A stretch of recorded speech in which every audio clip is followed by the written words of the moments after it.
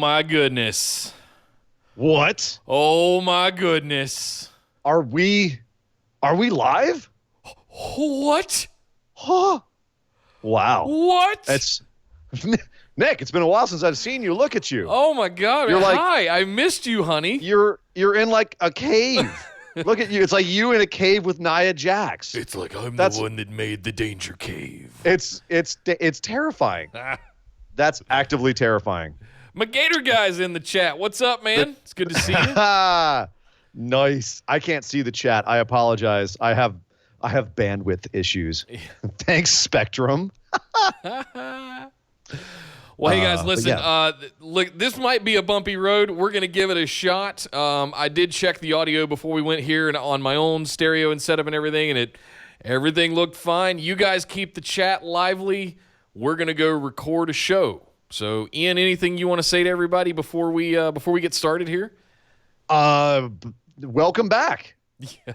That's pretty much all I Welcome got. Welcome back. I'm excited to be going live again, man. I missed this. Yeah, me too. I missed this. It's something more about being live. Like there's an extra frisson in the air when we do this. So, yeah, it's exciting. And this is live. There's no do-overs. I didn't say that too. I didn't set up this beautiful danger setup for no reason. So, yeah. Hey, don't forget to record on your side too, by the way. Oh, I actually have to do some work? Oh, yeah. I'll do all the work. Okay. You just record your file and send it to me. But, yeah. All right, internets. You guys ready to party? McGator guy's ready. He's all over the chat right now. But, guys, we got to we'll kick things off, as we always do, with our good friends over at Blueberry. This episode of the Busted Wide Open podcast is brought to you by Blueberry. Blueberry offers the best media hosting, accurate listening stats, and their all-new PowerPress Deluxe sites, a no-setup WordPress website for your podcast with all the necessary links to share your show with the world built right in. If you currently produce a podcast and are looking for a better media host or looking to start a new one from scratch, head over to orbitaljigsaw.com/BWO and sign up for the best media hosting and a PowerPress Deluxe site to get your first month absolutely free. That's orbitaljigsaw.com/BWO, or just use the promo code BWO at checkout for your first month free. And with that said, enjoy the show. This is the Limitless Keith Lee, and I'm here to ask you to stop what you're doing, take just one moment, and bask in the glory of the Busted Wide Open podcast. Mwah.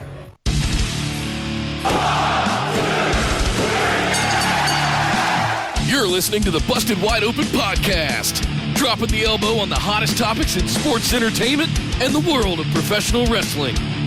With your hosts, Nick Howell and Sir Ian Dangerous. Coming to you from the Orbital Jigsaw Network Arena in sunny Southern California.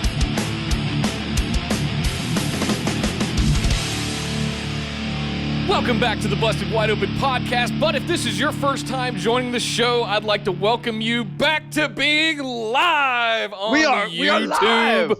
Episode Yes. number 139. My name is Nick Howell. Oh, it's so delicious. That is such good shit, Nick. I am Sir Ian Dangerous, and welcome to the Busted Wide Open podcast. Nick, we're live on YouTube. That's very exciting. You know what else is exciting?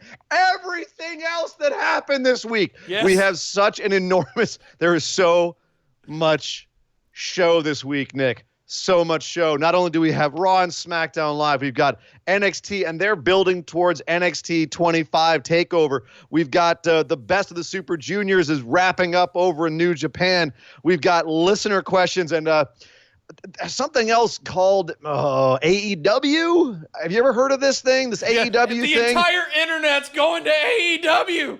Apparently, they had some sort of show called Double or Nothing this week. I guess we got to talk about that. I suppose we got to talk about that. But Nick, before we get into all of that massiveness that we have on this show, we got to do a little housekeeping. Well, before we get into the housekeeping, I'm going to start on the end of where I normally start, because what you guys are witnessing is the official online debut of the Nia Shrine. Yes. In case you're wondering why all this Nia Jax stuff is back here, let's recap. Back in January, I said something stupid like, we'll never get to, 20 patrons, something like 20 patrons. I said, if we get to 20 patrons, I'll build a shrine to Nia Jax and put it on my wall for everybody on YouTube to be able to see it. Well, insert foot into mouth, because there it is, guys. Yes. The beginnings, the foundation of the Nia Shrine, which over the course of the next year, every time I lose a pay-per-view, Sir Ian Dangerous will be adding something to it. So wanted to get that out of the way. There is the debut. There she is in all of her glory. She's going to be standing there staring at all of you every single episode of the show. So you've got that to look forward to. You're welcome. Yes, if you want to see the Nia Shrine, you can go check us out on YouTube at youtube.com/C/Busted Wide Open. Did I get that right, Nick? I haven't done this in a while. You did. Also, come join us in the Facebook discussion group. Just search for Busted Wide Open on Facebook. We're real easy to find. You definitely want to be in there because that is the hub of our operation. Those fine folks in chat, can let you know and attest to that. Also, follow us on Twitter at BWO Podcast. Here on YouTube, youtube.com/C/Busted Wide Open. Put a little /live on the end of that as well, and it's a quick, easy link to get to the live stream. But Ian, when is our live stream? It's every Thursday at 5 Pacific, 8 Eastern. Is it not? That is correct. That is correct. Yes. Every single week we're back. This is the first one. Fingers crossed everything goes well. There's some more stuff that we got to tweak, but we are on the way. It has been a long road to get here, and you guys have been so patient, and thank you very much. I hope it's going to be worth it. The technologies have evolved to make it possible. But Ian, we have got I can't even begin to comprehend or fathom. Oh, here's the other thing we've got to lay out real quick. Intentionally, you guys, Sir Ian Dangerous and I have had zero discussion about Double or Nothing. I asked him earlier, and he would not say a word about what he thinks, was stone-faced, just would not give me any reaction. So you guys are going to hear it here first live. Yeah, but to do that, Nick, we have to go and talk about the big news.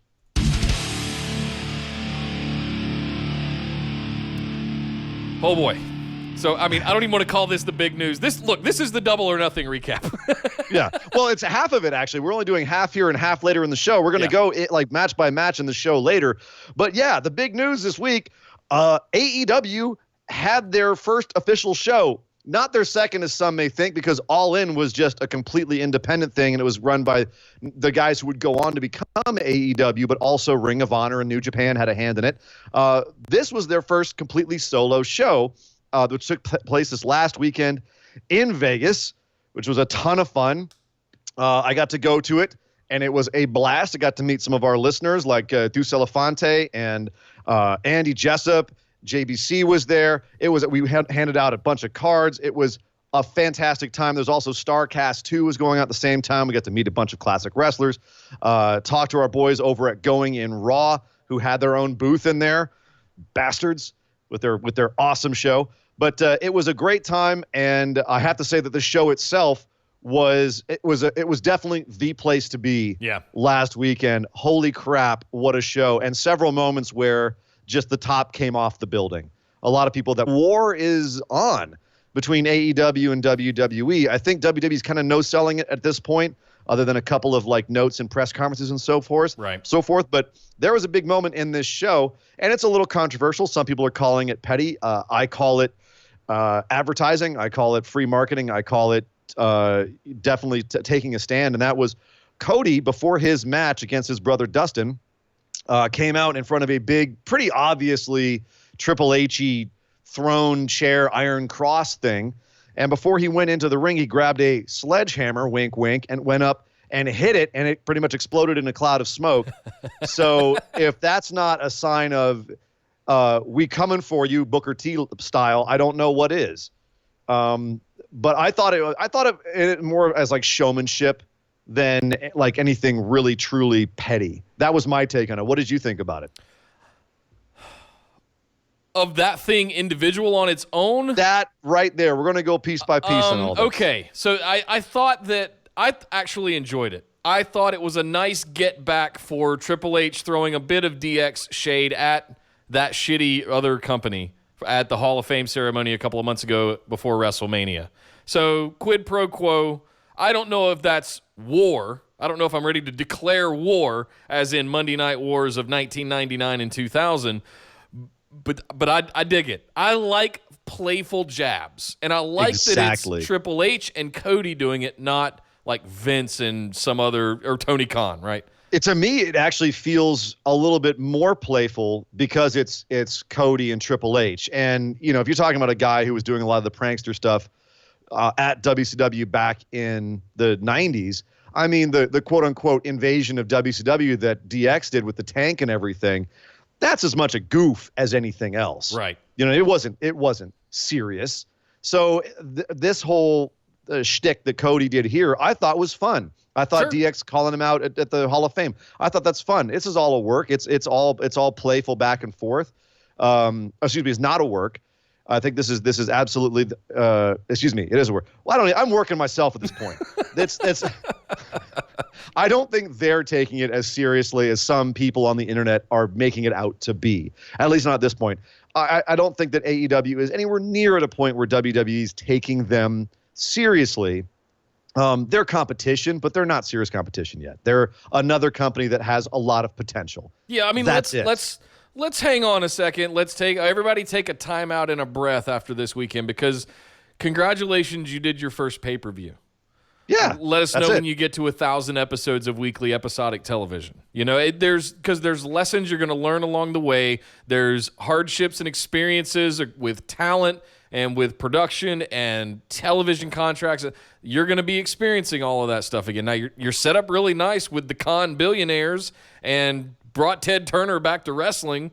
So you've got some really good things going for you. Sure. But it's a marathon, not a sprint. So in your opinion, that's why I pumped the brakes just a little bit. After watching this show, then, on that note, do you think that this pay-per-view, how it went off, do you think that this was the sign of good things to come, or was it another fluke, kind of like All In was a fluke? They got this one right, but they're going to have troubles in the future. What did you think? This was anything but a fluke. Okay. I honestly cannot think of one single thing that I turned my nose up or did not like about this event. But criticisms, you would have criticisms of things you would say, I would change this, I would do that differently, this needs to be worked on, but nothing that you were straight up like, throw that out. No. There was nothing that I would throw out. There's probably nothing that I mean, the Battle Royal was a little hit and miss. It had its moments. It was a necessary evil to introduce us to a lot of the roster without them having solo singles matches. So I understand. I love the naming of casino-related names. So you had the Buy-In as a pre-show. You've got Double or Nothing. You've got Fight for the Fallen. I like that.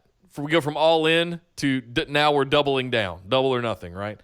Very, very. I love the clever naming in there. The matches, I had a little bit of a hard time keeping up with the 6-woman tag match. That was but it was still fantastic.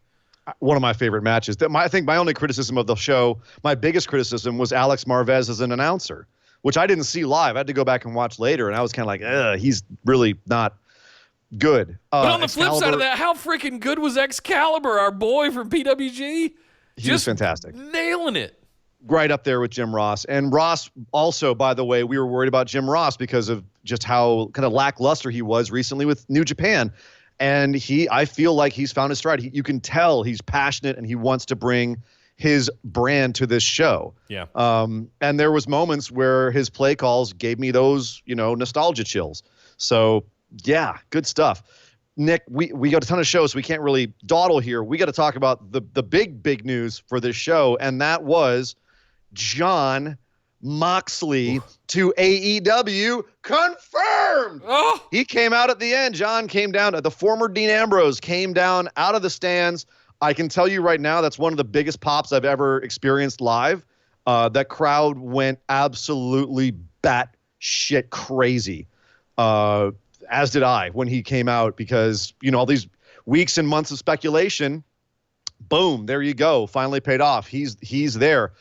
And not only was he there, which was a big deal, but later in the week, the Chris Jericho podcast released an episode entitled The Emancipation of Jon Moxley, which I'm going to go on record right now as saying is the most important single wrestling podcast episode since Colt Cabana interviewed CM Punk after he left WWE. Agreed. I am not saying that with any hyperbole. If you are in any way interested about the creative process of WWE, what was going on in Dean/John's mind for the last year, and also Jericho. This is a must listen. It is riveting from start to finish, with the exception perhaps of the extremely sadistic commercial breaks that Jericho takes.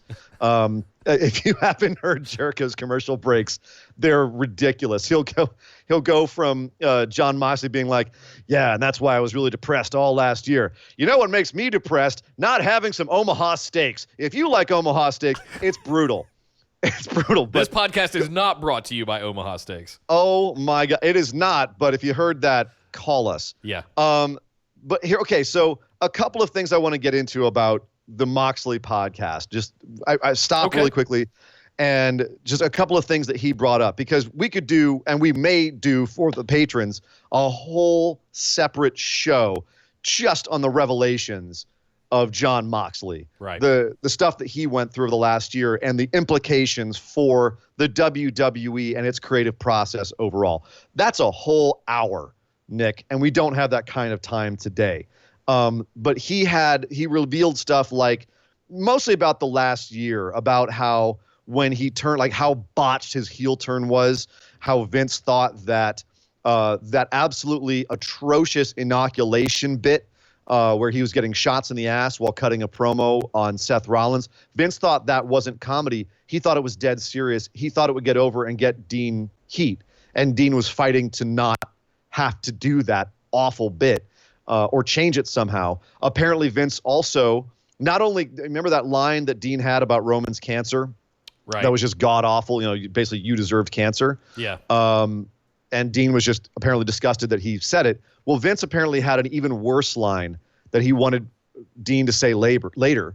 And he refused, saying that if I say that, you will lose sponsors. Susan G. Komen will back out. Like, I can't say that, dude. So, you know, that sort of thing. Vince being totally down to exploit Roman's cancer, just having no idea of what made a good segment or what made a good speech. How long ago he wanted to get it. He wanted to get out in July of 2018. And he had to be out for his entire injury and then come back and have that horrible heel turn and then finally get out. There's a lot of stuff on this podcast. Again, stuff we're going to hold off on until we can do a whole show on it. But what you listen to this podcast, as Twice. well. The Jericho. I listened to this thing twice. What was your number one takeaway from it?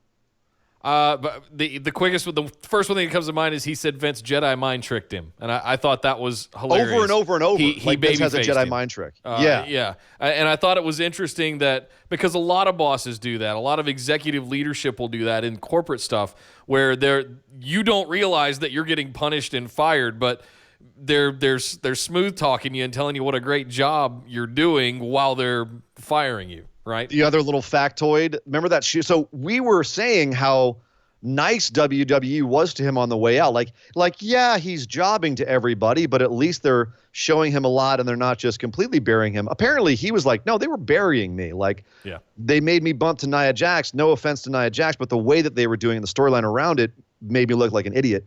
That Shield special, we were like, dude, they're giving him a whole Shield special on the way out.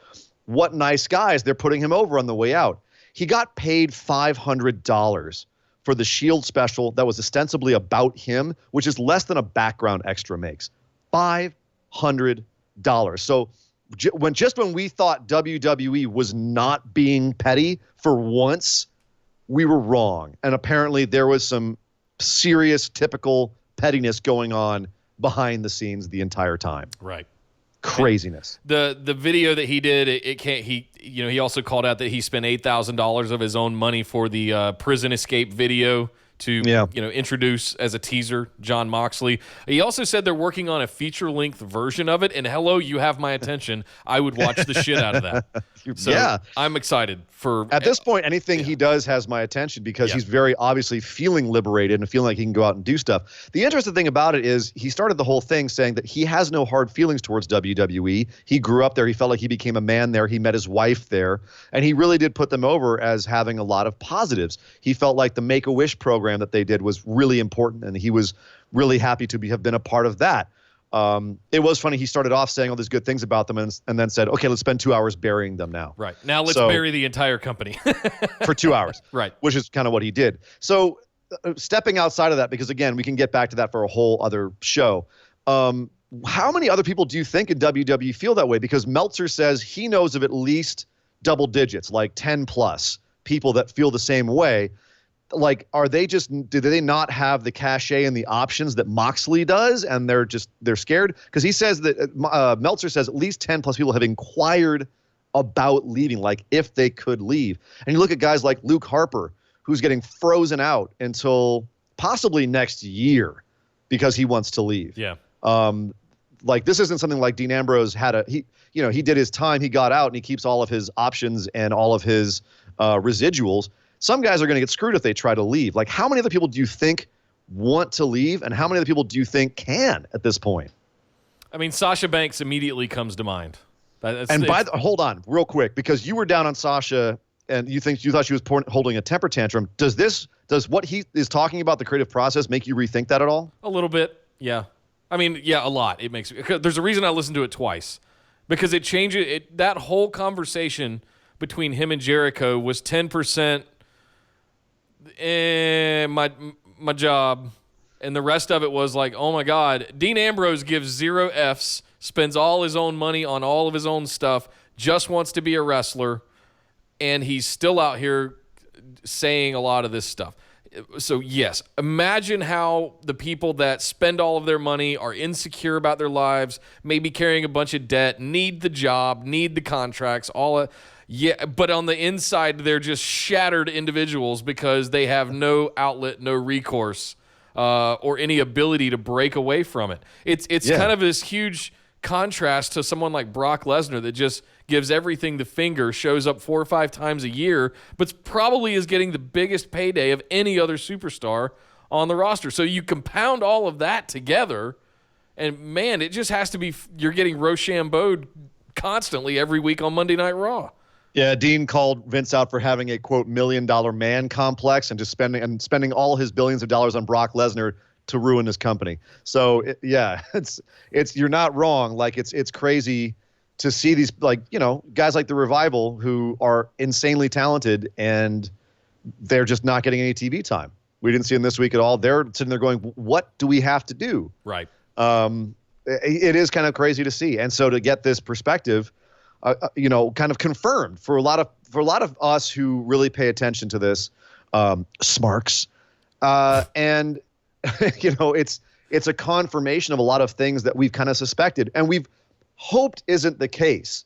We're like, well, maybe Uncle Dave is wrong. Maybe a lot of the kind of speculation about what goes on at WWE, or the things that the ex-writers that come out and that tell us these things, maybe that was just their experience. But no, that seems to be really how it is. Yeah. So once again, we're getting confirmation of that. Another big bombshell gets dropped. It's pretty crazy. And I don't know if there's anyone out there who still thinks this is a work. I've got a friend who's a wrestling buddy who still thinks that Vince is funding AEW and this is all a work to get competition to make his own company better. He's creating his own competition. That would actually be kind of brilliant. But that man can't even write consistent storylines every single week because we have things like the wild card. So I have in no way think that he's capable of orchestrating something like that. So hey man, it's a conspiracy theory, but just letting you know that it's out there. So moving forward, Moxley is now officially in AEW. He said he would have gone anywhere. It didn't matter if AEW was there or not. He just wanted out. But he landed at AEW. Not only AEW, he's also going to New Japan. He's got a match against Juice Robinson coming up. We'll talk about that later in the show.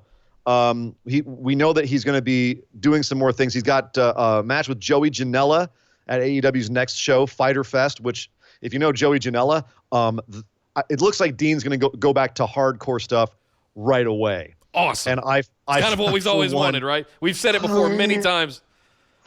He's in a company with Darby Allin, Joey Janela, and Jimmy Havoc. Sit on that for a second.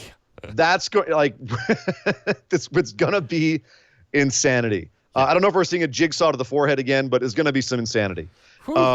So do you think that Moxley is going to be a champion in either of these companies anytime in the near future? He's got a title match against Juice Robinson for the North American for the U.S. Championship. He's got the potential of going for the championship in AEW once they get that established. Like, how quickly do you think he's going to be a champion? It begs the question of how much AEW and New Japan are going to work together, because does Jon Moxley bring the IWGP United States Championship to AEW? Maybe. I mean, we saw the AAA championships there, tag championships, so I don't know. As long as he actually doesn't have a problem with it like Pac does. But, that would be nice to see. I do know there's a rumor that he might be in the G1 this year. Moxley, the G1. Yeah. I'm going to ruminate on that for a second and just put some ice down your pants and then listen to this. They also announced All Out, the sequel to All In, will be taking place in Chicago, Illinois, August 31st. The first champion of AEW will be crowned. If you didn't watch the show, spoilers, it's going to be Hangman Page versus Chris Jericho. One of those two guys will be the first champion of AEW. We will break down how that happened later on in the show. But that match is at All Out, August 31st. So the future is bright for AEW. A lot of people are talking about them very positively. That's the big news, Nick, is just AEW came out the gates swinging. And they have my full undivided attention. I'm very pleasantly surprised. I did not expect to be that into it. I expected to write half of it off to just hype and be like, okay, we've got another Impact or another Ring of Honor on our hands. No way. I don't want to. It's too punny, but I'm all in. I am all invested on AEW. I cannot wait until the TV weeklies get here. I'm assuming it's going to be later this summer, this fall. We'll see when all of that actually starts up. But Ian, we can't spend this whole show talking about AEW. We just had our longest big news segment ever, Nick, on AEW. So, but you're right, man. After that, we still have so much show to get to, and we have to go talk about WWE now. So let's cut to the chase and go talk about Monday Night Raw.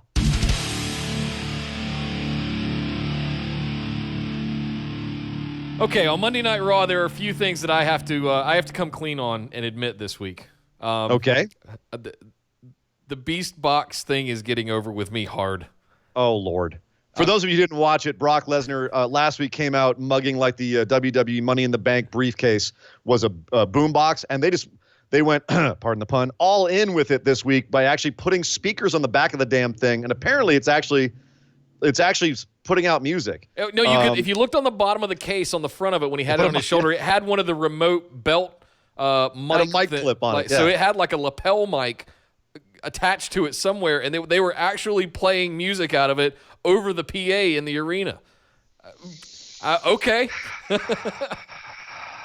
Uh-oh. I have to say that aspect of it doesn't get over with me. Brock dancing like a maniac is actively hilarious. Yeah. The thing is that for the longest time, Brock has been built up like this monster guy, and this kind of takes that down a notch.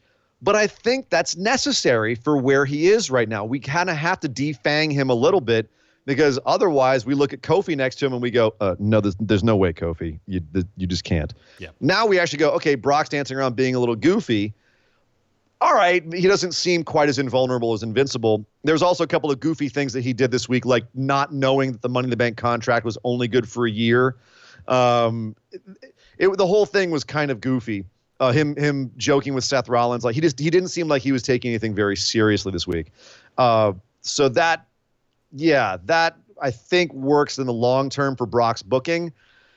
But I don't know. In the short term, it was not quite working for me. Why does it work for you? What about it do you like so much? Well, I think we need to talk about like what went down on the show and kind of revisit it, because the things that look, I liked him coming out and taunting both of them, but I want to talk about one negative thing Kofi first. And Seth. Both Kofi and Seth. Yeah. What happened to Money in the Bank where you announce in advance? Because I remember they made Braun do it last year too. Yeah. What are you doing? Like, the whole point is to do exactly what Bayley did and what Alexa Bliss did last year, and it's the surprise rundown cash-in. The biggest pop, arguably, in WWE history was when Seth Rollins surprisingly ran out at the end of WrestleMania with that briefcase he'd been carrying around for almost a year. That was nowhere near the biggest pop in WWE history. Maybe in the modern era, but, go back and watch the Attitude Era again. Stone Cold, but the glass breaking. Right. Just if there was any equivalent to a glass shatter happening in the modern era, it was Seth Rollins running out at Mania with that briefcase. Okay. Yeah. So but this I know whole what you're announcing saying. thing I just can't get past. Well, I know what you're saying. I think they're playing this like he's trying to psychologically get into Kofi and Seth's heads, and they're just like, would you just cash in on me already? And he's like, no, I can do it whenever I want, and I'm going to. And this whole thing is about him psychologically messing with them, which, fine. The problem is it meant that the first hour of Raw was Brock coming out and taunting Kofi and Seth walking off disgusted, Kofi getting jumped from the back by Dolph Ziggler. Okay. And then we had an extra. It was weird because it felt like they didn't know what they were doing. Ziggler runs off into the crowd, and then suddenly, as Kofi is getting helped to the back by Woods and some medical staff, Ziggler comes back and then brawls with Xavier Woods for like 10 minutes, forever. And then finally, he gets Woods' head in a chair in the ring, and then Kingston comes back out and saves him. And then Ziggler basically does the same promo he did last week. It should have been me. Which, by the way, I kind of dig the way it's not a great line. It's not a great concept, but he's selling it really well by being just so over the top whiny. But at the same time, like this was a ton of the show. And then we went into another talking bit, by the way, that was just talk. And then an Xavier Woods and Dolph Ziggler brawl that went on for way too long. Like, you just had your asses handed to you over the weekend by Double or Nothing. This is what you come out with? You started out your wrestling program, and I actually watched the clock this week. This was one of the few times where I took 3 hours out of the week that I typically don't have a lot of surplus of, and I watched Raw live. We were very active about it in the Busted Wide Open group on Facebook, but I actually watched the clock. After the hit that Double or Nothing was on Saturday, you took nearly an hour, right at 50 minutes, before any physicality happened on Monday Night Raw. And then the first thing that it was Shane McMahon beating up Reigns' cousin. Lance Anoa'i. Lance, yes. Thank you. Beating him down just to get Roman. Why didn't Roman come running out when he was getting beat down? He waited till afterwards? Was he busy in catering or something? There was a lot of why did Roman wait going on this week, but I don't even want to talk about that right now. I want to talk about it took an hour for me to see a wrestling match. And honestly, when we saw that in the Lance Anoa'i match, there were chants of this is awful, AEW, and this is boring. Yeah. I mean, I don't know what to tell you. They don't know what they're talking about. Yeah, so it's crazy. They turn on him real hard right there. But the fact that Shane McMahon is now kind of one of the lead bad guys on both shows, pure authority angle. He's even got goons. Elias and Drew McIntyre are his goons now. So this was, and then Reigns came out to heroically save his cousin. Ooh, Shane, I'll get you for that one. I'll get you for that one. Ran him off. But, and then we had Brock coming back out later in the show to continue what we did at the top of the show and get in Seth's face, have Seth call him a coward, and then have Brock, for some reason, not know he had a year to cash in his Money in the Bank contract, and then get mad at Paul Heyman, and then the whole segment just ended. It was incomprehensible. I was like, what are you guys doing? Did you not plan anything here? It seemed like it was so rushed and didn't really add up. So, yeah. Yeah, the Heyman reading the contract and Brock interrupting him off mic going, wait, I can wait a year? I only have actually a year. really I like only that have part. a year. Yeah. It was funny, but it made no sense, is my point. Yeah, that's a good point. So other stuff we had on the show, besides all of that stuff, which, like I said, I can't really wrap my head around, we had Becky Lynch and Nikki Cross versus the Iconics, which I had a couple of questions about, it was Becky just seemed like she didn't want to be there in the first place. Nikki, for some reason, they're now selling as being a bullied schoolgirl. They said that, the commentators were going off about how she was bullied in high school by these mean girls. And I'm like, when has that ever been Nikki Cross's gimmick or anything even close to it? How does that in any way support the stuff she's always done? Yeah. Like that, I was like, wait, she's what now? She's what are you saying she is? So that made no sense. Again, the Iconics get beaten with Lynch beating, I don't even remember who she beat, Peyton Royce, I think, with a slam. And then at the end, Lacey Evans comes out, does her catwalk, and leaves. What? Once again, so the Iconics now have held the tag team titles, the women's tag team titles, for longer than Sasha and Bayley did, and they've also defended them less. But have they actually won any wrestling matches?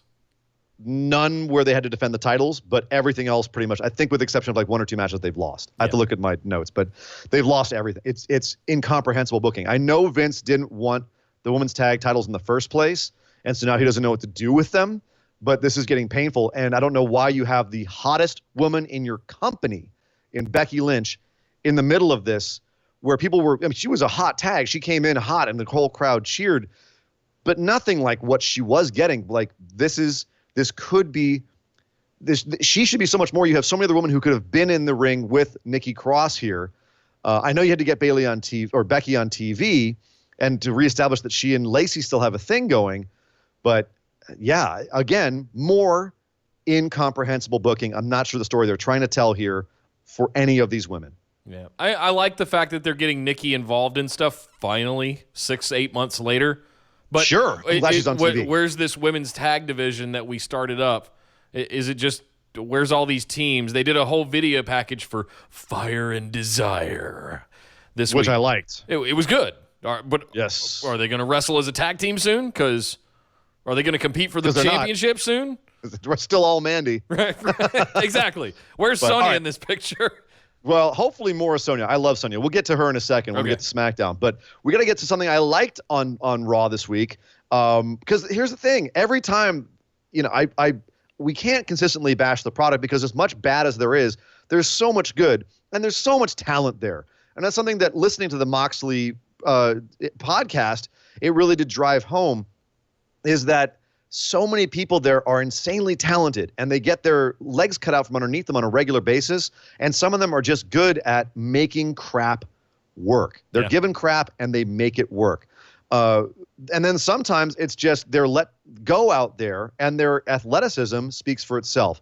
And we had a match that on paper I would not have been excited about and wasn't excited about until I watched it. And that was the Fatal 4-Way for the Universal title shot at Super Showdown. And it was Lashley versus Baron Corbin versus Miz versus Braun Strowman. Right off the bat, it was kind of dumb because we know that Strowman and Lashley have a match. So we know they're not winning. So it's between Corbin or Miz. Here's the thing, though. Why did they make it an elimination match, though? I don't understand that either. And then because it didn't matter at the end because Strowman and Lashley just brawled off into the crowd and, quote, eliminated themselves. Sure. Like, it didn't matter if it was elimination or not. It's just, I think it just they had to make it elimination because it didn't make sense to have, well, I guess it made one person pins. I don't know. It was, again, I don't know, Nick. I don't know. What is happening? I don't know. But no, it ended up with Corbin going over Miz. Corbin's going to be challenging Seth Rollins. Fine, whatever. It's Super Showdown. We're going to watch the show for all of you listeners so that you don't have to watch it because Lord knows I don't know anyone who's excited about this show. Right. But I was excited about this match because, by God, this started off like a typical Monday Night Raw, these four guys like match would be. Like, all right, kind of whatever. The second half, all of these guys opened the hell up in ways I have not seen in a long time. Braun was doing some straight cardio out there. That dude was hauling ass all over the place, running into guys, picking them up, flipping them. He was doing some work. Lashley had a move where Braun was running at him. He jumped out of the way. He jumped from the floor onto the ring apron the way that you or I would jump up on a curb on a sidewalk. And I don't know if y'all are athletic out there listening to this show. What he did so casually is freaking insane.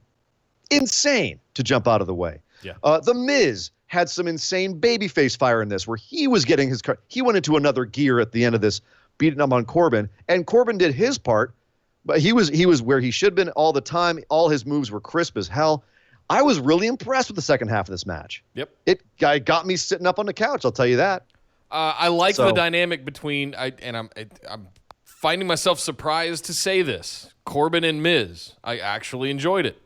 You know, Yeah. It's I don't want to like Corbin, and I think that's the point. I think that's exactly what he's going for, and it's working on me. And I really, really want to like the Miz as a face, and it's working on me. So the two of them paired together are kind of an unlikely duo that actually kind of works.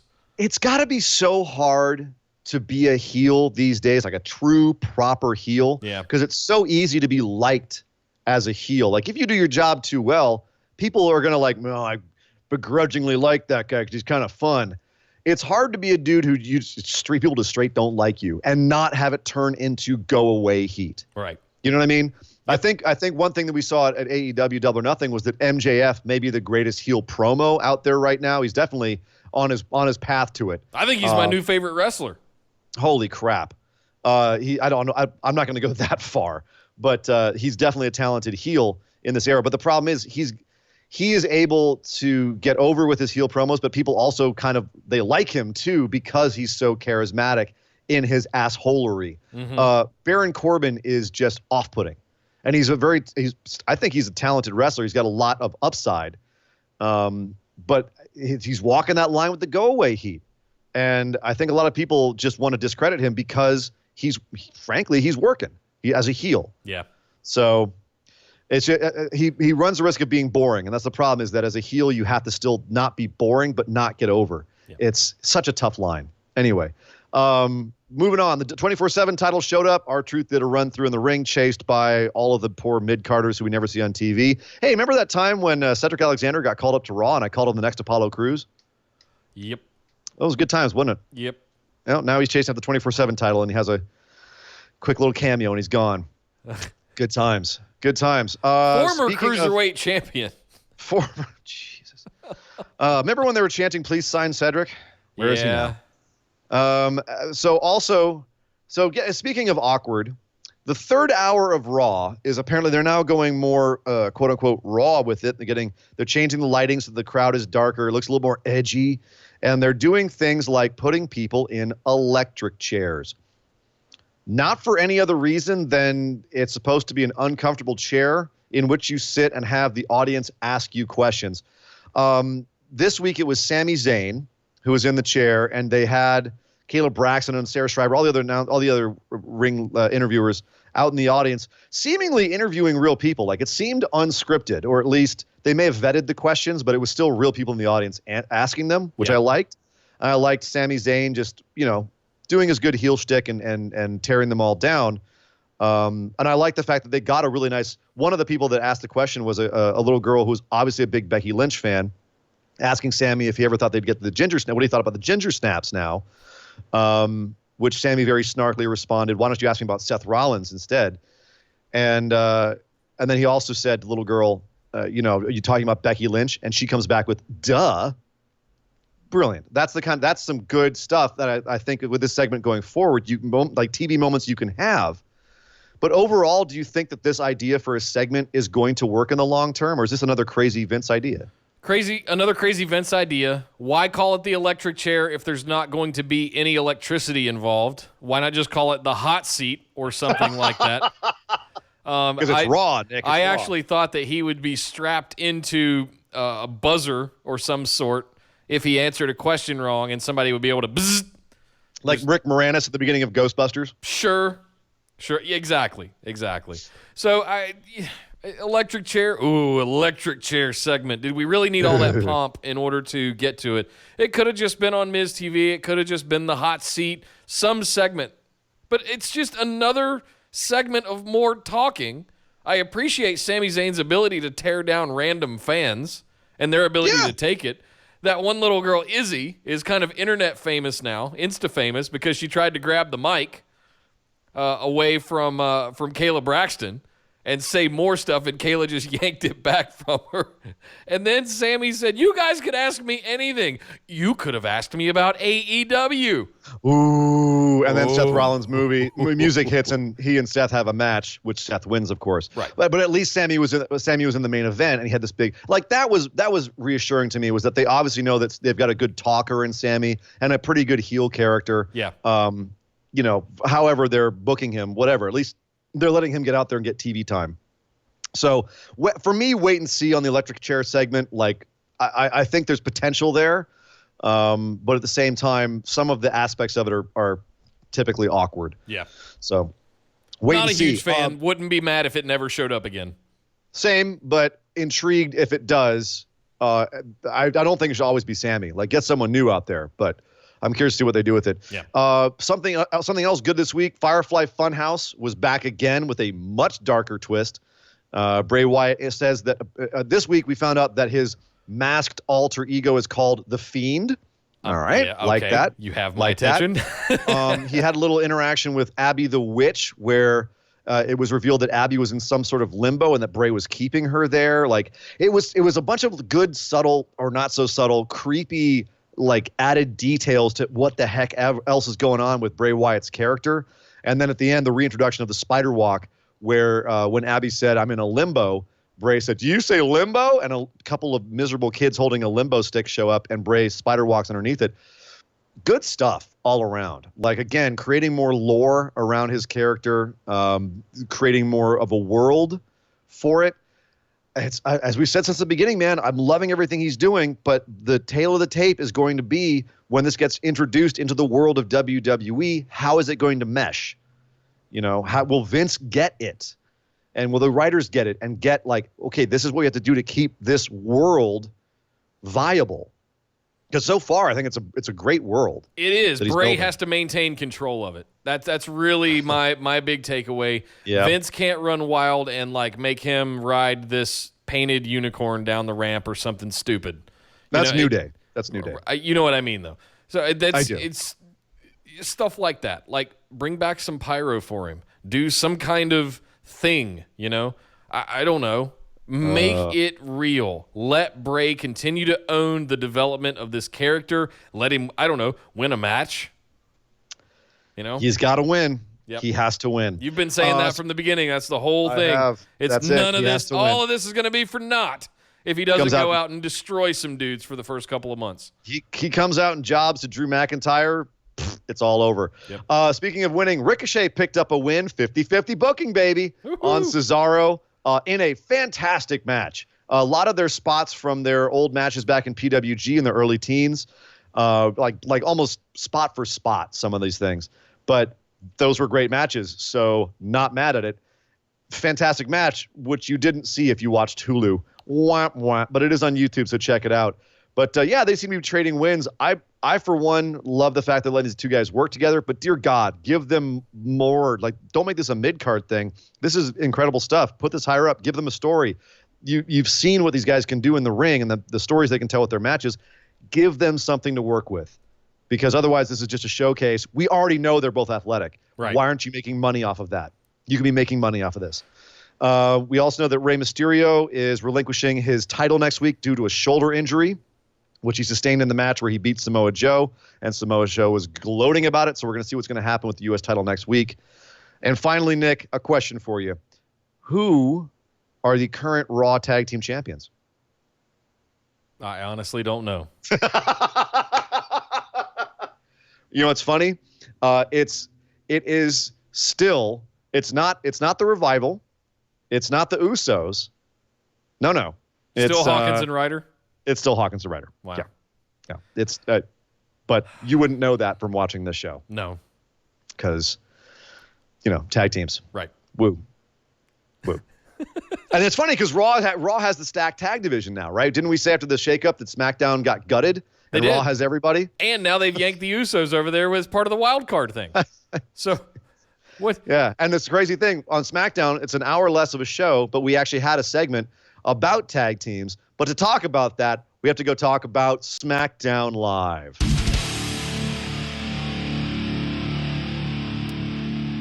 Well, before we talk about the tag stuff, we have to talk about what went down with the brand new 24/7 title.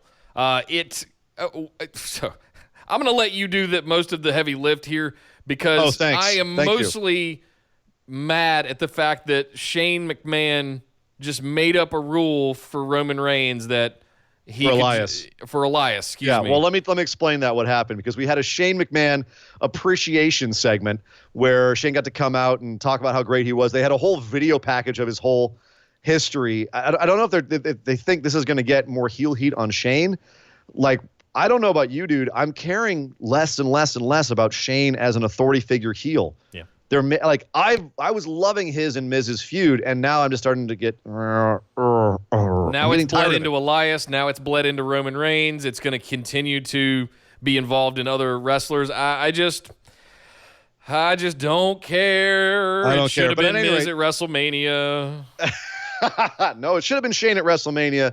But I wish their feud was continuing and coming to a close instead of having Roman Reigns suddenly be the big anti-authority figure. But before we got to that, while Shane was giving his promo, into the ring runs R-Truth, chased by Drake Maverick, who he'd run into in the back hallway earlier in the show. And, of course, this did not make Shane very happy. So he had his goons, Drew McIntyre. I'm so happy he's a goon. Yeah. Drew McIntyre and Elias beat down on R-Truth when Elias got a little, inspiration and realized that, wait a minute, if I pin him, I'm the new 24/7 champ. So that's what he did. He pinned R-Truth, became the 24/7 champ, at which point Shane said, you know what? I think we have a great idea here.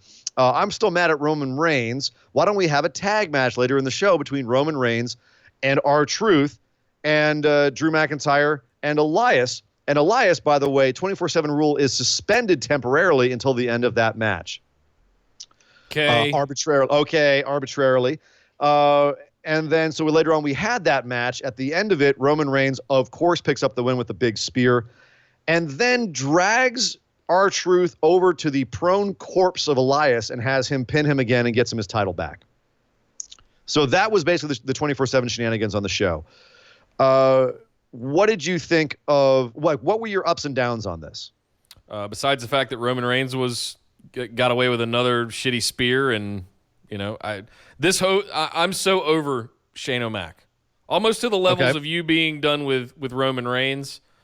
I'm done and bored with Shane McMahon. Like I'm that done with it. It's a good thing that they're in a feud heading towards a match at Super Showdown, then, isn't it? Right, exactly. The two of them together. Yeah. So we talked about this last week. We're in this what feels like a short-term thing to set up matches, or the last week and this week to head to Super Showdown next week. But hopefully all this shit blows over. I'm not confident it will, but can we just get like a Roman and Elias feud without a Shane McMahon, without a Drew McIntyre, without interferences? I mean, can we just get some kind of straight storyline going here that doesn't involve 27 different people? No, they won't let us have it. I don't even mind all the different people involved in it. The problem is that it's just another tried trope with the anti-authority angle, but it's lazily done, where there's nothing exciting and new coming in with the authority stuff. And Roman Reigns is not the guy that, I really feel is that anti-authority to begin with. That's not his strength. And that's something you give to like a upper mid-carder who you want to get over. You don't give it to your very obviously top guy. The guy, one of two guys, by the way, that since the wild card rule was put into effect has been on every show. He wild carded every single week. Roman Reigns and Sami Zayn wild carded every single week. FYI. But so two things I wanted to say about this. One was when people booed the Shane video package. Yeah. He said, "There's no need to boo Kevin Dunn," which I thought was a cute little wink. I wanted to note that was a cute little bit. But I wanted to note the fact that at the end of all of this, fine, they're building up towards the match. You've got the goons getting in the way. All right, typical. Nothing exciting here, unfortunately, but it is what it is. It did get the crowd involved. They did like the match. Fine, whatever. But I just didn't think there was anything exciting or new here. No, of course not. But what frustrated me was Roman Reigns having a very obvious, like, classic Hulk Hogan, classic John Cena moment where Here's Elias, a champion, lying prone on the ground, and you have the opportunity to pin him and gain a title. And instead what he did was go and pick up the prone body of R-Truth and drag him over. R-Truth's like, I don't know where I am. Dragged him over so that R-Truth could pick up the championship belt. Two things that does. One, it makes Roman look like such an obnoxious goody two-shoes when he's supposed to be not a good guy, not a bad guy, but the guy, right? We're supposed to think that he has an edge to him. That takes away any edge he has because he's just a sweetie. He's just a sweet little teddy bear. He's going to go get his buddy and look, R-Truth, the new champion. Aren't you all happy? Yeah, he's so cute. Oh, R-Truth. We all love R-Truth. Yeah, I'm the good guy, Roman Reigns. Good night, everybody. Take your vitamins, say your prayers, pat your kids on the head, buppa-goo. So it makes Roman into a goofy teddy bear, one. And two, it devalues the belt because Roman didn't want it. Yep. It had no value to him. I don't need this belt. I'm Roman frickin' Reigns. Anyone who is at my level doesn't give a crap about this belt. I'll let the mid-carder have it. If that doesn't devalue the belt, I don't know what does. That's what I was going to say. That as like just a wrestling purist, it drove me nuts. Yeah. It drove me nuts. I was like, because it wouldn't have been hard to do to have Roman take everybody out and find himself outside the ring and have R-Truth kind of wake up nearby the prone body of Elias and see it and kind of like drag himself over it. Roman look at him and be like, I could go after him, but I won't this time. It would have been better if he'd have done what he did and then at the 2 count dragged him off of it and took it himself, staring down R-Truth or something like, God forbid we do something fun and exciting. I would have popped at that, except there's no way you could take the belt back off of Roman Reigns. Okay, who's going to get the belt off of him? Why was R-Truth in the 24/7 championship involved in this in the first place at all? Because 24/7 championship was a Vince idea. He wants to put some shine on it, so it's in the main event. Boom. So Roman Reigns has to touch it or be involved with it somehow. Yeah, he's getting the Roman fluff on it. Yeah, you know what I mean. That nice little Roman dander, just shaking a little bit off the shoulder onto it. Look at that shine on the 24/7 title. That being said, I also think it might be because R-Truth has been absolutely killing it on the social media game over the last week, and they wanted to reward him because he has made this a really exciting title. And except for this major bungle with it, I think they've been doing a really good job with the title. I think it's an exciting title. I still have hopes for it. Yeah. And the fact that R-Truth is already coming out of the gate looking a little bit like a Crash Holly, I'm not mad at it. So I still say Brock cash in on the 24/7 title. Oh, stop it. All right, so we also have get out of here. Bayley had a match against Lacey Evans. We had Charlotte on commentary for it, Charlotte being her typical snarky queen self. At the end of this match, Charlotte and Bayley got into it outside the ring.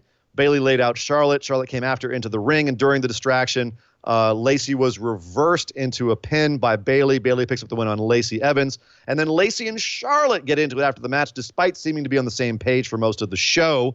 What did you think about Lacey basically getting taken out by Charlotte here? Which one of them are they trying to turn? Well, not only which one are they I don't think they're trying to turn either of them. I think they're trying to separate them so they don't continue to have an association, which I think is smart because they're just too similar. But at the same time, it makes Lacey look like a goon because Charlotte just took her out with, one big boot and no shoes on. And in addition, is Charlotte still in the title picture? And I don't know. I was asked the same question earlier about Becky Lynch on Raw. Are they also putting Charlotte Flair into a tag team called the Blonde Bombshells or something stupid? Where and now we're gonna have Becky Lynch and Charlotte Flair in tag teams going for the tag championships now because they don't have enough champion. Honestly, if you made Lacey and Charlotte into a tag team and put them in the tag team division and had them feuding with Asuka and Kairi Sane, you'd have my attention. Get Charlotte away from the singles title. Don't say it, dude. Don't say it. The Kabuki experience or whatever it is. No, but that would at least be interesting, and it would give some more cachet to the tag team division. You know what I mean? Asuka going to the tag team division seems like a demotion. You have both Asuka and Charlotte in the women's tag division. Now all of a sudden that tag division is legit. And I'm not saying that Charlotte legitimizes it. I'm saying having both of those women in it legitimizes it. Yeah. That one is ooh, that poor woman, she's getting demoted. 2 is like, oh no, they're really putting some people in that division. Yeah. And then you have Bayley go and feud with someone like Mandy or Ember Moon or Carmella or something like that. You know, we had a bit with Ember Moon on this show where she's just backstage reading Jekyll and Hyde for some reason, and Sonya start pouring Mandy's new magazine onto her. Let's just get to that right now. Okay. Let's get to that right. Let's get to Mandy and Carmella and Sonya and Ember. So I don't know what the heck they were doing with Ember backstage, but to me it showed that they have no idea what Ember's character is, and she might not even know at this point what her character is. That's the Sheenom. Yeah, she's the war goddess. But she's backstage looking like a nerd reading Jekyll and Hyde, and gets bullied by Mandy and Sonya, and just sits there and goes, ooh, and goes back to her book. So that was very disheartening to see. That being said, we did have a match between Mandy and Carmella, which I actually didn't mind very much. I thought Mandy and Carmella both got to show off some of their moves. I thought that having Sonya interfere, and it seems like they're really going to push Fire and Desire as a team. Which when they showed the video package you mentioned earlier, honestly, I kind of got back on the page with Fire and Desire. Like, I love Sonya. I think that her promos have gotten really good. Her character, the way she carries herself, and I'm coming around on Mandy a lot. Like, yep. I don't know. How do you feel about Fire Desire as a legit tag team, a women's tag team? I'm a fan. I've been a fan of both of those ladies. Since they debuted. So they were a little botchy at first, especially Mandy. I think they've come around. I've been pretty vocal about being a fan of Mandy. I think she's one of the ones that should have won the Money in the Bank briefcase for the women. So no one else did. She got booed to hell when she was at the top of that ladder. Yeah. But remember them in the Elimination Chamber, they were fantastic. They were. That run they went on late in the match was really fun to watch. It was innovative. It was brutal. I liked it a lot. And I think that Sonya has a huge upside with her mixed martial arts background, especially now that Ronda Rousey's out of the main roster and the other 3 horsewomen aren't on the main roster yet. Yeah. She's the only true MMA woman you have up there. So, and you've seen with what she can do with Asuka if they let him go. So, I think there's an upside there. Yeah, I don't know if it's too far gone at this point. It's almost like we're rebooting again. That's kind of my gut feeling, is that they're, with the video package that they debuted, they're trying to reboot them again. They're not changing much about it, but they're trying to just start the story over again, post-Mania, post-Money in the Bank. It's reminding me a little bit of the Bayley-Sasha thing last year, where are they or aren't they on the outs? Like, are they going to break them up or are they not? They don't even know week to week. Like, some weeks, like, ooh, they're not on the same page. Something might be happening. And then the next week, it's like, they're on the same page. They love each other. They're best friends. They love each other. Buddies. They're going to make out. Their road trip episode was great, by the way. Oh, I'll have to check that out. Speaking of tag teams, Daniel Bryan and Rowan are your SmackDown Live tag team champions. Now that one I knew. Deservedly so. They came out to do the typical running down of the crowd. Rowan cut a nice little knock-knock joke. It was good times all around until they got challenged by your boys, Heavy Machinery, who came out and basically said, you want a challenge? We're a challenge. This was perfect because I believe they were in Oklahoma, and Daniel Bryan was running everyone down for eating hot dogs, it being Memorial Day weekend, dissing like fracking and basically non-subtly going after all the blue-collar jobs. Earthquakes! All the blue-collar jobs in Oklahoma. And out come the most blue-collar guys apparently on the roster, Heavy Machinery, who literally, like, that's kind of their gimmick now, is they're blue-collar. They're just a couple of boys that like steaks and weights. So it was just old school. They're one of us baby faces versus the elitist heels. Yeah. And as just, go to old school. It works. And it worked here, especially with the talents involved. Yeah. And then just the great ending where Daniel Bryan says, you know what? We will accept your challenge. We will face you for those titles. But not here in this crap hole Oklahoma. Boo! Boo! Boo! Boo that man. So nice little bit. I'm looking forward to seeing Heavy Machinery versus Daniel Bryan and Rowan. I don't think Heavy Machinery is winning this feud, but it'd be nice to see them on TV. I don't know. Let's get some new blood, They're not winning while Rowan's wearing a Sabaton shirt. Rowan shirt watch. Rowan shirt watch. Sabaton. Nice. Another good one from Rowan. Rowan has excellent taste, I must say. Yeah. Sabaton, great band. Finally, a couple things on SmackDown Live. Aleister Black is Still talking. Waiting. He's talking, and he's now waiting. Now it's been revealed. He's like, I'm not challenging nobody. You all have to challenge me. It's, okay. Yeah. All right. I guess you're sitting in your little, like, nicely lit blue and red room for another little while. Yeah. Yeah. Whoever lit you is like went to lighting 101 class and never went to any other classes. And then finally, Andrade Cien Almas has a match with the Demon Finn Balor at Super Showdown. Yeah. You're gonna die, dude. You're gonna get squashed. But he doesn't think so. He's like, Finn Balor, you are injured. You, my friend, are going down. I loved his dude. His promo was great this week. Yeah, the dude's obviously been working really hard. He cut that straight into the camera. He felt convincing. I freaking love this guy. I love this guy. I'm looking for. I fear it will be a squash match because it's the Demon. But if Andrade's selling your moves, like, that's going to be good stuff. Yeah. So I'm looking forward to that match. I hope they give him more than just a quick squash. And good job on Andrade for, like, seriously, obviously doing the work on doing so. Zelina didn't say a word. All Andrade. Yeah, this was fantastic. Wow. I love him. Even when he comes out and he cuts down the crowd in Spanish or starts just yelling. You know me. I'm a fan of performers yelling in their native tongue, right? Yes. But this one, the conviction, you called that out. That was the word I was going to use as well. Looking dead into the camera and just owning it. Yep. And just saying exactly what was going to happen. You are injured. You know. It was so good. I love Andrade. I still think it was a mistake to not give him the Money in the Bank contract. That could have been so fun. Freaking Brock Lesnar. Use it to elevate someone. I like the fact that they're building this, that Finn has been injured by those insane power bombs that Andrade gave him off the ladder. You know what I mean? Like that, because here's the thing. Those look like they killed Finn. Finn took one from he took 3 different ladder spots, which he pointed out in his promo. In Money in the Bank. Like, Finn just got murdered. So, well, he's all muscle, so I mean he can take it. The one where he did hurt more. Andrade did the sunset flip power bomb onto the ladder off from the top of it. Yes. And just go back and watch it in slow motion. There's a GIF out there of Finn just his legs just flailing in opposite directions, and he springboards up off of it and goes flying onto the mat. Just beautiful. He went up so high he could have grabbed the briefcase before he came back down. Like, he was flying. Poor little guy. He's all muscle, so he just bounces. He's got no cushion whatsoever. But anyway, yes, that was SmackDown Live. Some good, some bad. But overall, like, we are going to Super Showdown, not this week, but next week. And I have to say, with the exception of, one or two, like, okay, a 50-person Royal Rumble. Hopefully they bring up some NXT talent, some older talent. Like, maybe that will be nice just for the recognizing thing. And honestly, Finn Balor and Andrade right now are the only things that really are flipping my wig about this show. You're not into Triple H and Randy Orton?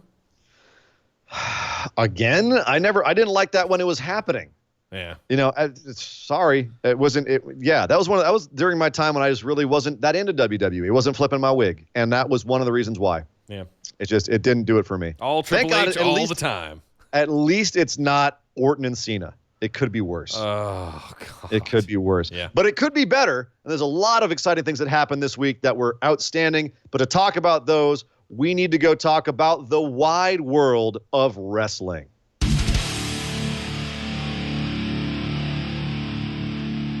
Well, this week we finally got the match.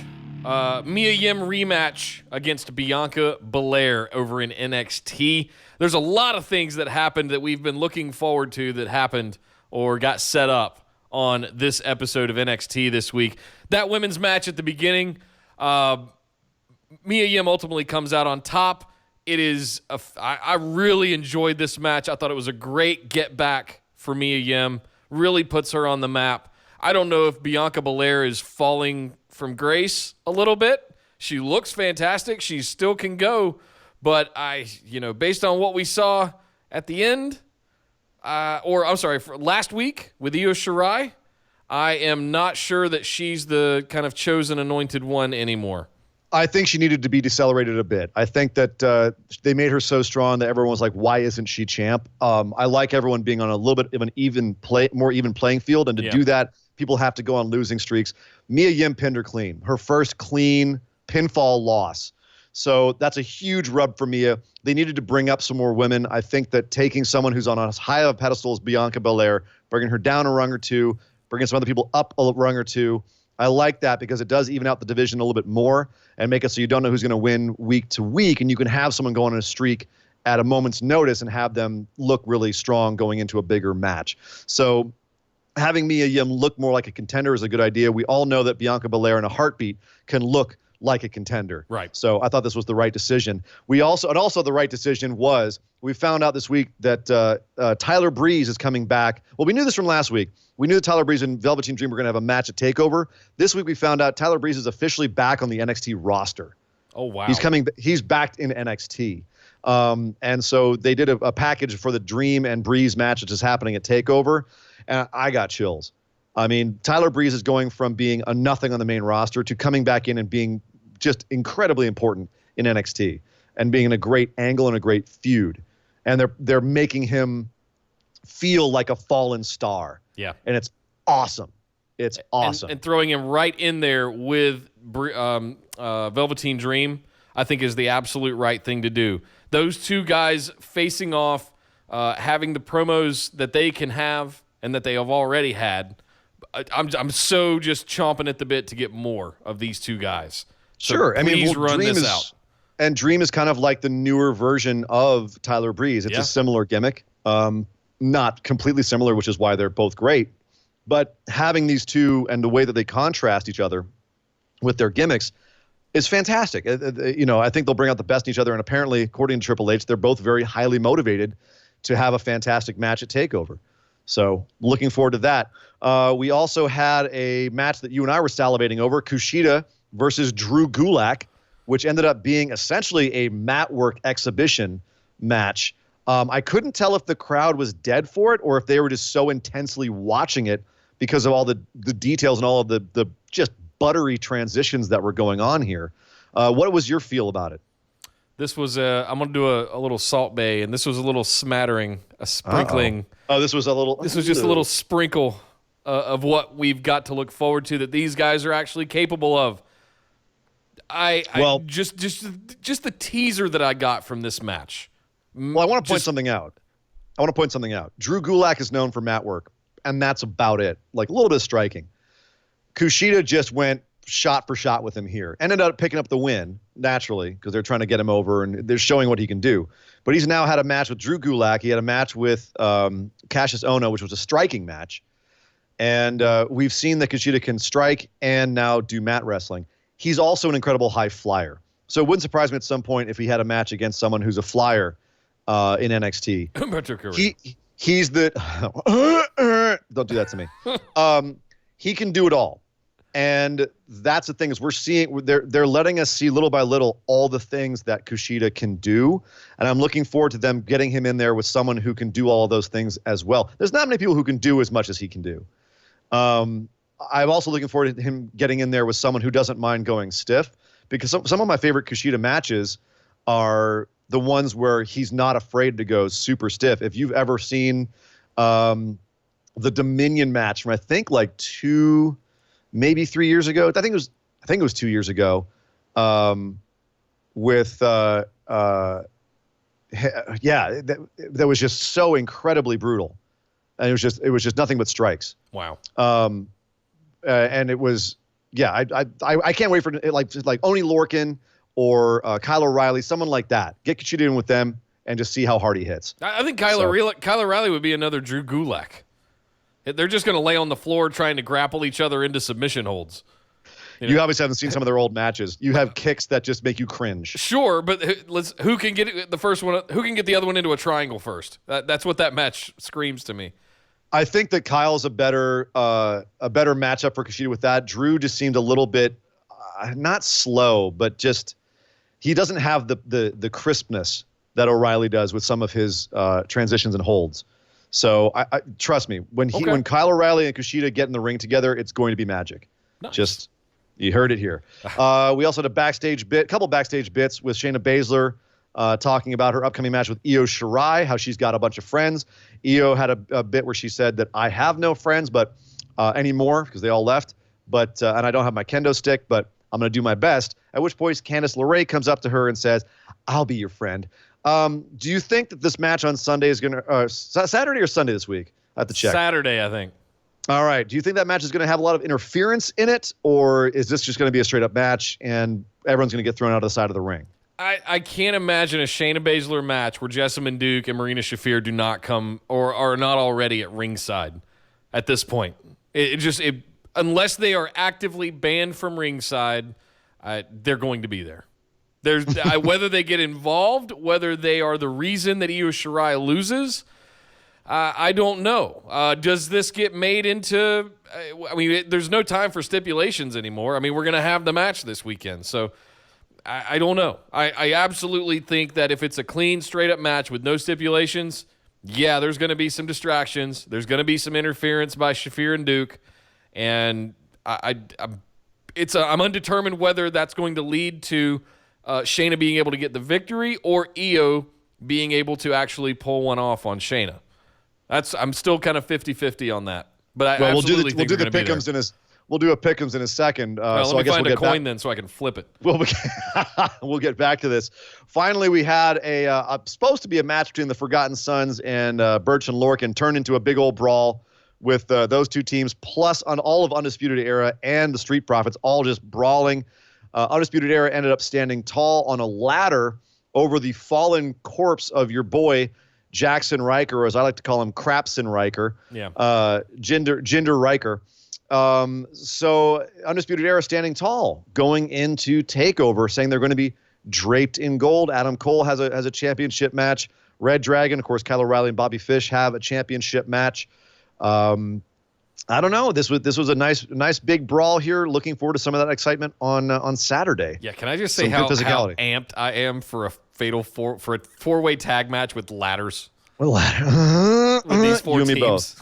You and me both, dude. If NXT history is any indication, this could just be an all-out war. A blowout. You're also going to have Jackson Riker, Adam Cole potentially, even though he's got a match, and Roderick Strong ringside. Yep. Outside and possibly, messing around. Possibly. Remember the Brit Ann Brawlers, them and Humberto Carrillo get along. I'm not saying, I'm just saying. They've had some stuff in the past. That's totally going to steal the show. Throwing that out there. I wouldn't mind if Carrillo came out. But that being said, it makes it, just remember, we have had multi-man NXT ladder matches that have gotten 5 stars from Uncle Dave. EC3 and Lars Sullivan are 5-star match holders because of NXT and ladders. Put that in your pipe and smoke it. So let's talk about TakeOver, man. Yes. Let's do some pick'ems. Let's go down the card here. Matt Riddle versus Roderick Strong in my pick for match of the night, which is saying something. There's a lot of good matches on the show. Matt Riddle versus Roderick Strong. Who are you seeing picking this one up? I think Matt Riddle continues his streak and gets one over on Roderick Strong here. I think it's non-title, and I think that I'm not going to give away my other picks, but yeah, I'm going to say Matt Riddle here for this one. See, it's funny because Riddle's not on a streak. He just lost a dream at the last TakeOver. Fine. So that's what actually makes me think it might be Riddle because he needs a comeback. But also, I think this might be Undisputed Era's night when they really kind of go on the run because it seems like they patched up all the cracks. Either they're going to completely fall apart and lose everything and absolutely just fall to pieces, or they're going to dominate. Like we're either going to see a sweep.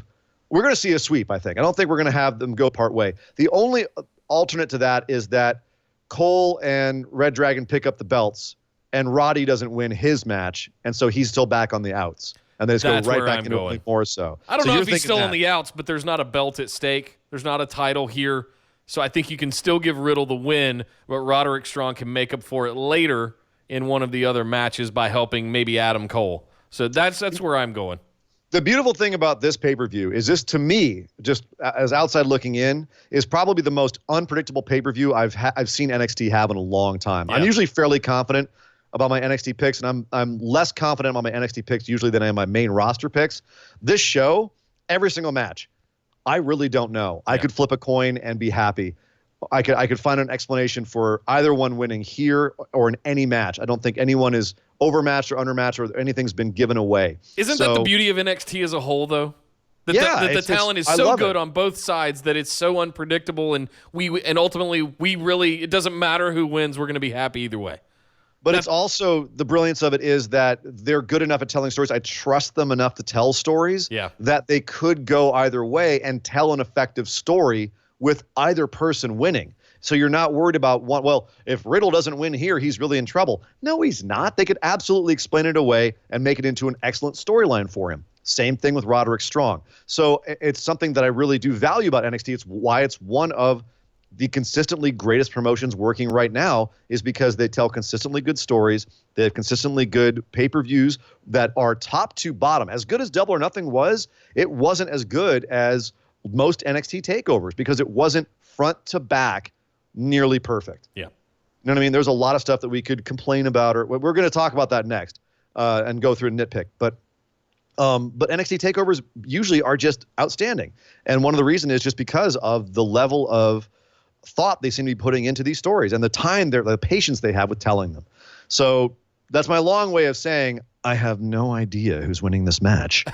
But who are you picking? Just to make it competitive, I'll pick Roderick Strong. Ooh, so he's going for the sweep.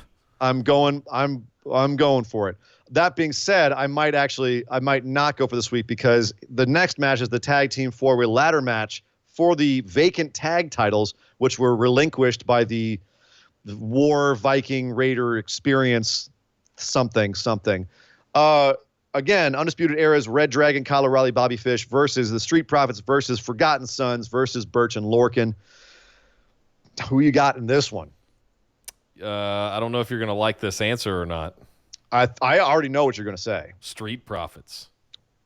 Whoa! Actually, I did not know what you were going to say. Street Profits. I think Street Profits.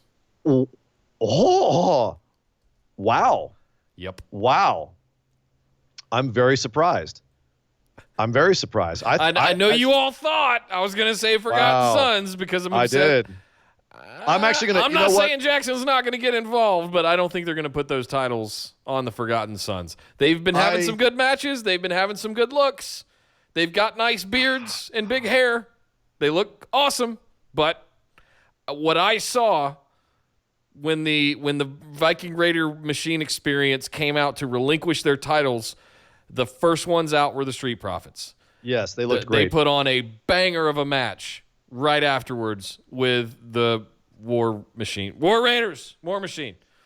And I don't know. They're the ones that seem, yes. Would it be easy to say Undisputed Era? Absolutely. They've been fantastic tag champions before. Birch and Lorcan, they're not doing it. Lorcan's in 205 Live. They're just there to fill space and beat people up. That's kind of why I think Street Profits. See, I'm actually going to be a complete asshole, and I'm going to pick Forgotten Sons just because you didn't. What? Literally my only reason. What? Mm-hmm. That's the only reason I'm picking them. I actually don't even think they're going to win. I'm sorry for your ears right there, listeners. Jesus, that really caught, just as it caught you off guard, that completely caught me off guard. I don't think they're going to win. I may lose this NXT TakeOver pick'ems because I'm being an asshole. I'll wear that. I will put my Jackson Riker picture up on this wall just for this moment. Because by God, if the Forgotten Sons win this and you didn't pick them, I'm never letting you live it down. Next, we've got Io Shirai and Shayna Baszler for the NXT Women's Championship. This is a tough one. Like we said, there's a lot of things that could happen here. Lots of outside interference potential. Are they going to finally anoint Io Shirai, or does Baszler continue her reign of terror? Get your coin out, Nick. What do you think? Let's see here. No, you got the coin? All right. Flipping it. All right. I honestly don't know. Like, honestly, this is... Did the coin fall on its side or Shirai something? looked really... It fell down on the floor, and I don't have the energy to go get it. I think Io Shirai had a really good look last week. She was not pulling punches with that kendo stick. Like, she was whooping the shit out of all of them. And that gives me a whole new level of, okay, it's time. Are they finally pulling the trigger on someone besides Shayna Baszler?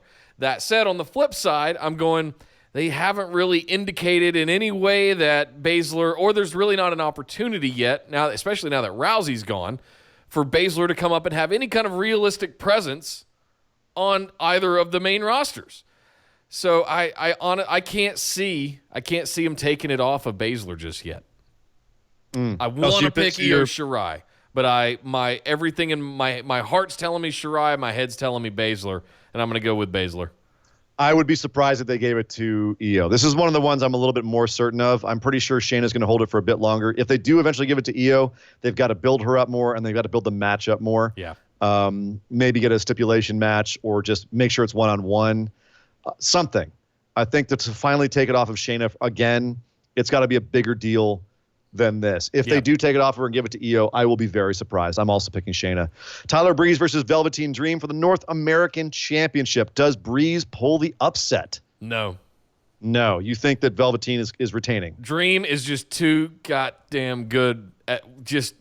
He needs that title. He needs that. He doesn't need it, but I mean, damn, I want him having a championship. I want him at the top of the card. I want him up there. Tyler Breeze showed up a week ago. He doesn't get to have a title 2 weeks later.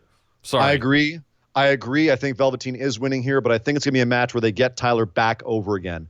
I think that it would do wonders for Tyler to win this title, but I don't think he needs it as much as Velveteen does. I agree. I think Velveteen needs the title way more than Tyler does. Tyler can go back and work himself back up and come back and get it later. Also, we know that he was a late addition. This was supposed to be Dijakovic versus Velveteen, so I think this is going to follow that pattern. They have a long-term story for Dream. He's going to hold the title here. Yeah. So this is one I'm a little bit more certain about, too. Yeah. Next up, we've got what you could call the main event for the NXT Championship. Johnny Gargano and Adam Cole 2.0. Yeah, 2.0. You go first on this one, because I think I know who you're picking. But we had a best of 3 falls match. I know. We had a best of 3 falls match. That's crazy. Why do another match, just a straightforward match after that? So I don't know if they're going to throw a last-minute swerve at this. Because there's nobody else right now? Because I guess. A lot of them are hurt? I guess. So it would make sense for Cole to pick it up here, which makes my pick of the Forgotten Sons seem even more idiotic, but I'm going to do it anyway because F you, Nick.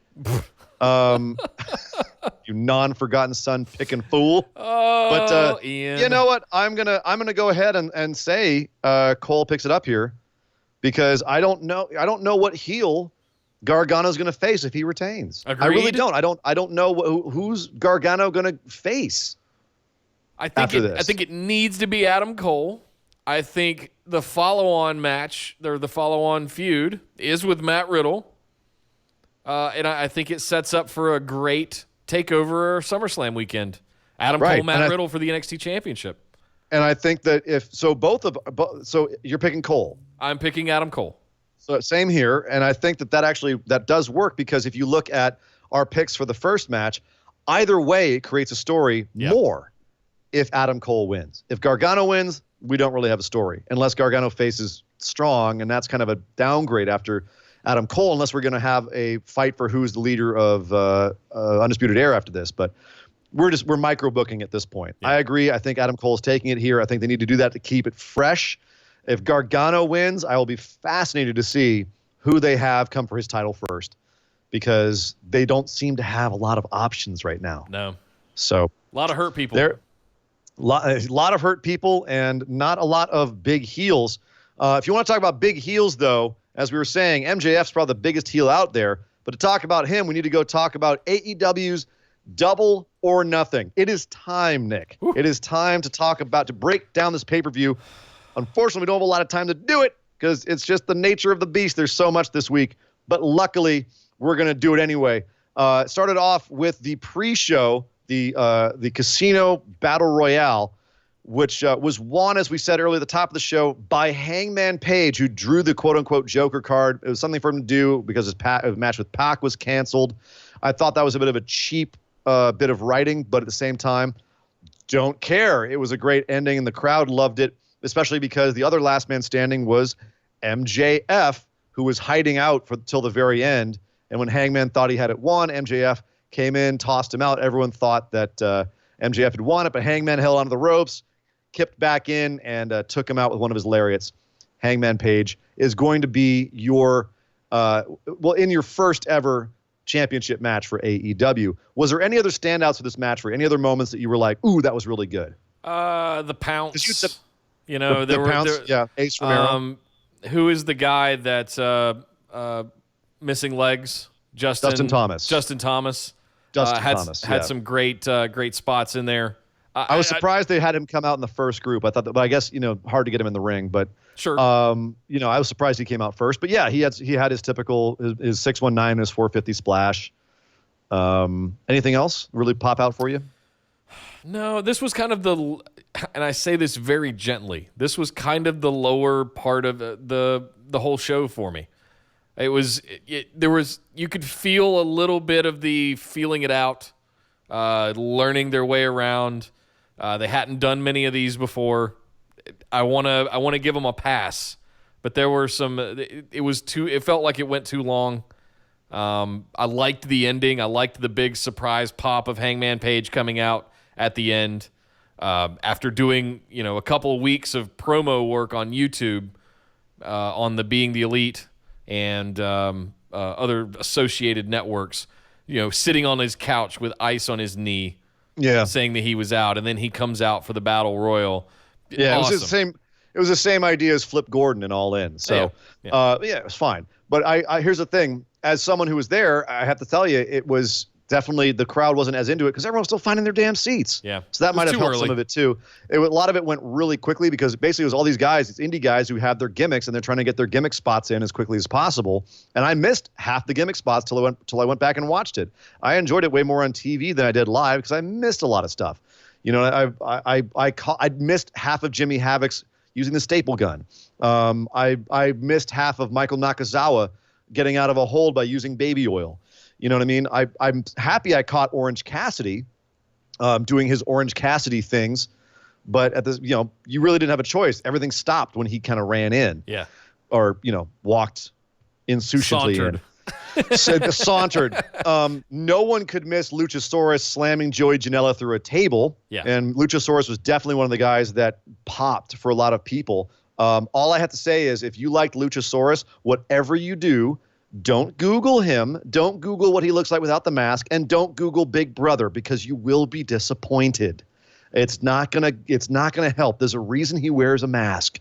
Okay, he's more of a bro than Matt Riddle ever was. I'll just leave it at that. Anyway, so yeah, I agree. It was a little bit sloppy. It was nice to see Billy Gunn and Ty Dillinger and Glacier out there. I thought it was Brian Pillman's mullet was a thing of beauty. But yeah, overall, it was what it was. That's about it. Neither of us were right here. You picked, I think, MJF, and I picked. I think I picked Jimmy Havoc. Yeah, you picked Jimmy Havoc. But I was saying, like, whoever's the Joker is going to win this thing, and sure enough, it's someone we don't know is going to win this, and boom, there you go. Next on the pre-show, Kip Sabian beat Sammy Guevara. You got this one right, even though we both were like, I don't know. Yeah. I think I would have agreed with you if I'd seen the Friday weigh-in where Sammy Guevara attacked Kip Sabian. It made more sense that Kip went over at that point. But this was basically a bit flat until they hit an absolutely insane move on the outside. It's like a 630, a shooting star press off of the apron. And that's when the audience woke up on this match and went, oh, what the heck? Yeah. But yeah, there's definitely two lower card guys. We've seen a lot of Sammy Guevara here in LA. Very talented kid, but it deserved to be on the pre-show. Yep. So next up, SoCal Uncensored versus the Stronghearts, the debut of OWE. What did you think of this match? So this is where things got interesting for me. And it was kind of just a fun ride from here till the end. I loved SCU, all of their talking. This match, I don't think got the attention and the credit and placement on the card that it deserved. I thought this match was fantastic. It opened the show. I mean, that's a pretty good placement. Well, sure. But, like you said, people still finding their seats, all that kind of stuff, right? We were in our seats by this point. Everyone was there. When SCU came out and did their thing, that's when everyone locked in on the show. Yep. So that was when everyone went, oh, okay, this was for me. This was sure. I didn't put 2 and 2 together. I watched from the pre-show all the way through the end and didn't really put 2 and 2 together of when one thing stopped and the other thing started. So I get what you're saying. I loved them coming out and doing their thing. I thought this match, it was incredibly. I didn't expect to see this kind of action in this match with these two sets of teams, but it was fantastic. I was very surprised that SCU got all the big spots because I thought they were trying to get OWE over. And while everyone loved El Lindemann because who doesn't love a muscle hamster? Yeah. I was surprised that T-Hawk and Sema were kind of quiet throughout this entire match, and Scorpio Sky came out looking like a god. So that was surprising to me. You picked SCU. I thought they were going to put over OWE more. So you picked up this one as well, and you went up 2-0 on me to start off the show. Yeah. Trust me, I was sweating at this point. By the way, Lindemann, a new contender for best Northern Lights suplex. Throw a gut wrench aspect into it as well. But Jesus Christ, it's a little easier when you're that close to the ground, right? So then we had the women's quote unquote 3-way match. Dr. Brooke Baker versus Nyla Rose and Kylie Ray, and we had our first swerve of the show here. Where you had Brandy Rhodes come out, take off her coat in her ring gear, and everyone in the crowd was just sitting there going, oh, no, she's going to insert herself into the match. And if you've been watching Nightmare Family or Being the Elite, you know she's been calling all the women and saying, no, I think you're going to win. No, you're going to win. She's been playing everyone against each other. So this seemed to fit into storyline that here comes Brandy. She's going to come in and Stephanie McMahon this thing. But no, she says, as the person who's running this women's division, I want this match to be better than good. I want it to be awesome. Cue the music. Out comes Awesome Kong. Good Lord. First big pop of the night. If you don't know who she is from TNA, she was Karma, Kharma, Karma in the WWE. She's fantastic. And she came out and the crowd went banana. And it turned this into a very interesting match because I thought we already had our big girl in this match with Nyla Rose. By the way, Nyla Rose, the very first transgender wrestler to ever be on a pay-per-view, ever. Wow. So nice first there. Okay. Very cool. But this turned into a 2 little girls versus 2 big girls match. A bunch of huge spots, including a Tower of Doom from Awesome Kong. Nyla, everyone had some great spots, but it ended up being Kylie Ray and Brooke Baker at the end, with Brooke Baker hitting what I can only describe as a semi-botched Ushigoroshi. Yeah, I couldn't tell if it was very good. I couldn't tell if it was just ugly or if she messed it up. I think she just completely missed her leg and she just fell down to the mat and in a heap. You know, I rewound it and watched it a couple of times, and it was just a botch. It didn't look good. No. But Brooke Baker did pick up the win, as we both thought that she would. I'm kind of disappointed that both Nyla and Kong went to the outside about 2/3 of the way through this match. But, hey, good match overall, and certainly things only got better from there. Next, we had the Best Friends versus Angelico and Jack Evans, which, by the way, had probably one of my favorite in-jokes of the night. And that is that Trent Beretta actually just became a heavyweight in New Japan when he came, and then he came to left New Japan essentially. And now he's in AEW. But he has a very good relationship with New Japan's current champion, Kazuchika Okada, who's known as the Rainmaker, does the Rainmaker pose. And whenever he does that, the camera pans all the way out. So this match, obviously the Best Friends, their thing is hugging each other. They love to hug each other. And I love the fact that Angelico and Jack Evans kept them from hugging until most of the way through the match, and they finally got to hug. And when they did, that camera zoomed all the way out. And later on Twitter, Trent said that was for Kazuchika, his buddy Kazuchika Okada. Aww. And Okada responded, "I saw that. I loved it. I love you, buddy." So the feels, all the feels all over the place with I'm becoming verklempt. It was so verklempt. I called this right. Chucky T and Trent did go over here. Yeah. Best Friends did win the match. But the story here is that after the match, there was a bizarre run-in. The lights went out. All of a sudden, there was a random guy in the ring taking everybody out. And all of a sudden, lights go out. Another random guy and a whole bunch of goons. And all of a sudden, these 2 random guys and all their goons were killing everybody. And then it ended up with the 2 guys posing. The one guy who's in a mask sitting on a throne of his goons, snapping his fingers, lights go out, and they're gone. For those of you who are wondering what the hell this was and why it was, those were the Super Smash Brothers We know them here in LA from PWG. That was Player Uno with all the goons and Player Dos without the mask. That's going to be a lot of fun. Everything that they do is video game related, but it looks like they're going to make them a little bit more serious in AEW, which I'm all for because those guys can go. They can go.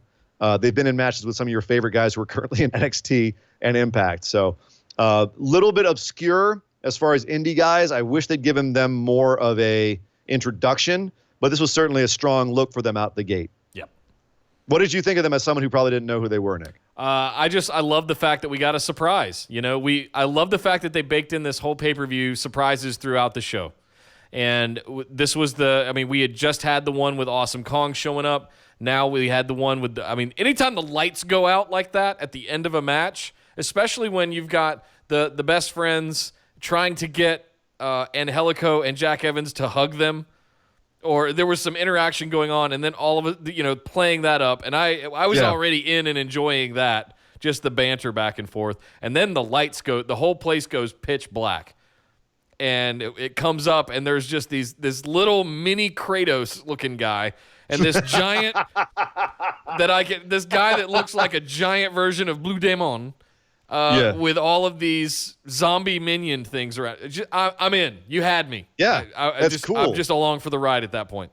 It's cool. We haven't seen something like their gimmick in major wrestling. Yeah. So I think, and here's the thing. They're old buddies with the Young Bucks. They used to have matches against Young Bucks all the time. So I think that they will have their gimmick be used right. Nice. Yeah, nepotism, it's a real thing, and it works. Next up, we had Kenny Omega's Joshi match. He wanted to get some Joshi wrestling on this card. He got it. We had Hikaru Shida, Riho, and Ryu Mizunami versus the absolutely terrifying and amazing Asia Kong, along with Yuka Sakazaki and Emi Sakura. Nick, I want to get your opinion on this match because I've watched my share of Joshi wrestling and Stardom and Ice Ribbon and all of that. And for a lot of people, this was a new thing for them. I've heard some people love it. I've heard some people hate it. What did you think about this? And I'm not talking don't worry about, there was a botch at the finish where the ring bell got rung too quickly and the ref got pissed and the music started, but they had to restart it and then the match ended and it was weird. Don't think about that. From what you saw of their wrestling, what did you think? It was fine. I don't really have okay. I don't really have a lot to say here to contribute as far as this match goes. I like a good bit of storyline with my wrestling. I like a good bit of, this was just straight out ass whipping, and I dig it for that. But I like some story and some stakes and some investment. I feel like it might have been too many women in the ring at one time. It felt a little busy. It felt like everybody was intentionally trying to get their time. And I think it did a disservice to some of these ladies. I mean, Asia Kong is a legend. Just seeing her in the ring was fantastic.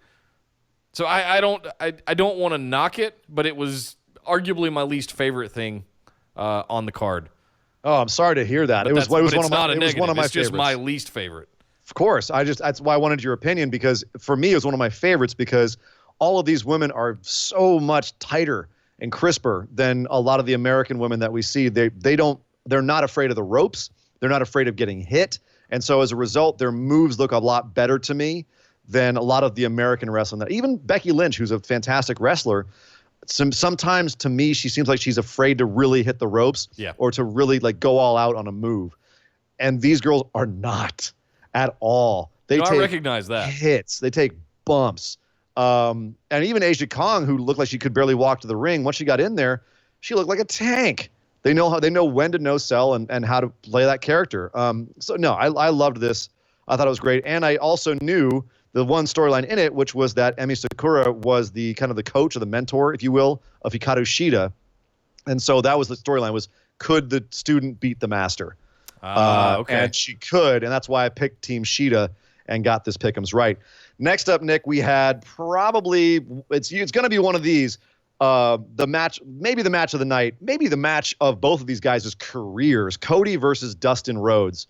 What did you think about this one? 5-star. I mean, there it is. There it is. I would give this actually closer. I mean, this is going to be up there above 5 stars for me. I don't know what Meltzer rated it, even if he did. I'm sure he did. But I'd be curious if you wouldn't mind looking that up, or if you have the facility to do that right now. They haven't released the ratings yet. So as I just said with the previous match, I like a little storyline sprinkled in with my wrestling. This is a little steeped in story. This is steeped in wrestling history. The two of them starting the top of the match, and the whole. I can't imagine what it must have felt like for you guys to be there and hearing the crowd just break out into Dusty chants. Like, I might have wept had I been there. Chills, and it was definitely a couple of times in this match where the emotions ran strong. But interestingly enough, live, it definitely once, because Dustin got busted wide open. It looked like he bladed.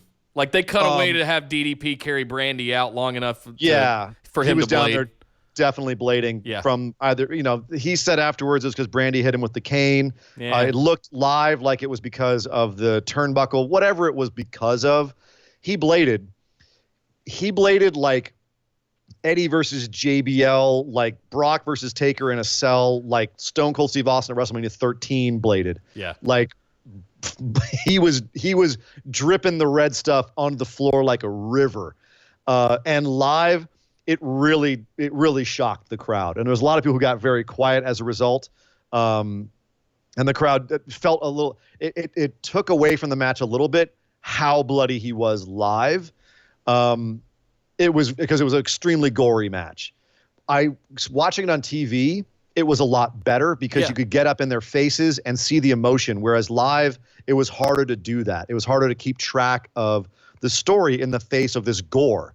So I have to say that I liked it better on TV, and I definitely got more into the emotions of it on TV during the match.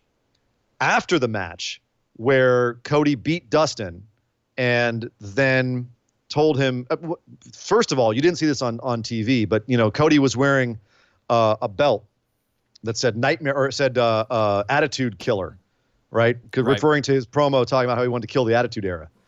And after the match, Dustin crawls over and finds this and is kneeling on the ground staring at this belt, and then just kind of lets it go and is just sitting there in a heap, like exhausted. I thought that was such a nice touch, and they didn't catch that on TV. And then Cody came back in the ring, and Dustin kind of scrambles into a corner like a wounded animal.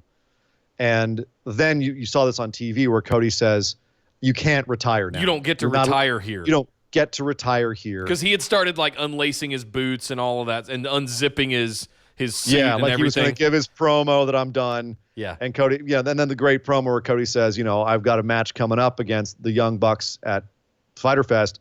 And I don't need a partner. I need my big brother. So he breaks into tears. Forget about it. There's no crying in wrestling. Forget about it. That was such a beautiful moment, live or on TV. You couldn't.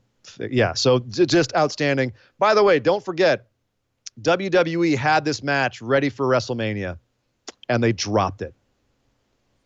The year that Dusty died, I believe, too. Like when it was even more fresh. Yeah, it was the tail end of the Stardust thing. And and it was at a time when Stardust hadn't completely burned out, when you still had Goldust, looking pretty good, and Dustin was still really good to go. He had just gotten really, really on it. And so WWE had this, but I'm actually more glad we saw it here. Fun fact about this, I read that Cody didn't even shower for the rest of the show. He just went back to the table and put the headset back on and kept producing the show, or at least watching it from the table. There was a comment about how he didn't want it to end. He felt like if he didn't shower all of the blood and the sweat off, then it would continue to go, and the feeling and the high and the euphoria that he was experiencing during this was just overwhelming. So I love stuff like that, backstage kind of little nuggets. But I thought that was a big one to share. If you watch any of the behind-the-scenes stuff for the show, Cody was covered in his brother's blood for the rest of the freaking night. Yeah. Fantastic stuff. And then Bret Hart came out to introduce the AEW Championship, which, by the way, that belt looks absolutely outstanding. NWA meets big gold belt. Yeah. Awesome. Looks great. MJF came out to run his mouth and gave probably my favorite heel promo of the last 10 years. Ran down everybody, got heat so hard that Bret Hart couldn't help but smile. Like he was having the shit talked to him, and he was just sitting there going, "This kid's good." Watch out, Bret! A fan's coming. No, I'm just kidding. Oh, no, the fan wasn't coming at him, but the ramp sure did. That guy just has no luck, man. He fell off the ramp on the way to the back. Luckily, he was okay, but good God, man. Oh, Brett man. just no luck. But yeah, and then, of course, Hangman Page came out to confront him, along with, strangely enough, Jungle Boy and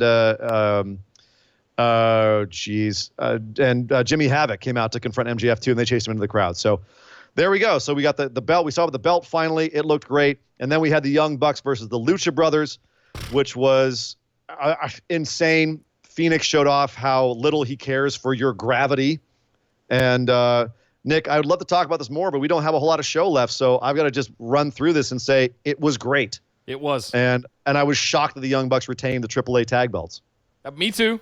I think we both picked the Lucha Brothers here because of the AAA belts to get one back. So yeah, where do we go from here? At this point, we were tied because I had picked Team Sheeta, and we were tied for the rest of this because then there was Jericho versus Omega, and we both thought Kenny Omega was winning this one, but no, Chris Jericho picked up not only a clean victory, but a clean victory with his new finisher, the Judas Effect, which I still say you should have called the Judas Experience. But he picked up the win over Kenny. Kenny wrestled this match, by the way, the entire thing with a broken nose. Like, he broke his nose early and was just pouring blood out of it for the rest of the match, which made it feel like more drama, and it also made it seem more legit that Jericho could beat him. But this was another great match. I think that it was smart to have Kenny slow down to meet Jericho's speed, but Jericho also, I mean, 3 lion salts in a row. I don't care, dude. If you're 48 years old, you can do 3 lion salts in a row. You're doing all right. I'm 41. I don't think I could do that. I don't think I could do one. Yeah, there you go. I would break my neck and retire immediately. This is a bit of a tangent, but what did you think about Jericho's throwback entrance where he had guys showing him in 3 different stages of his career before he came out as the new Jericho character? Mwah.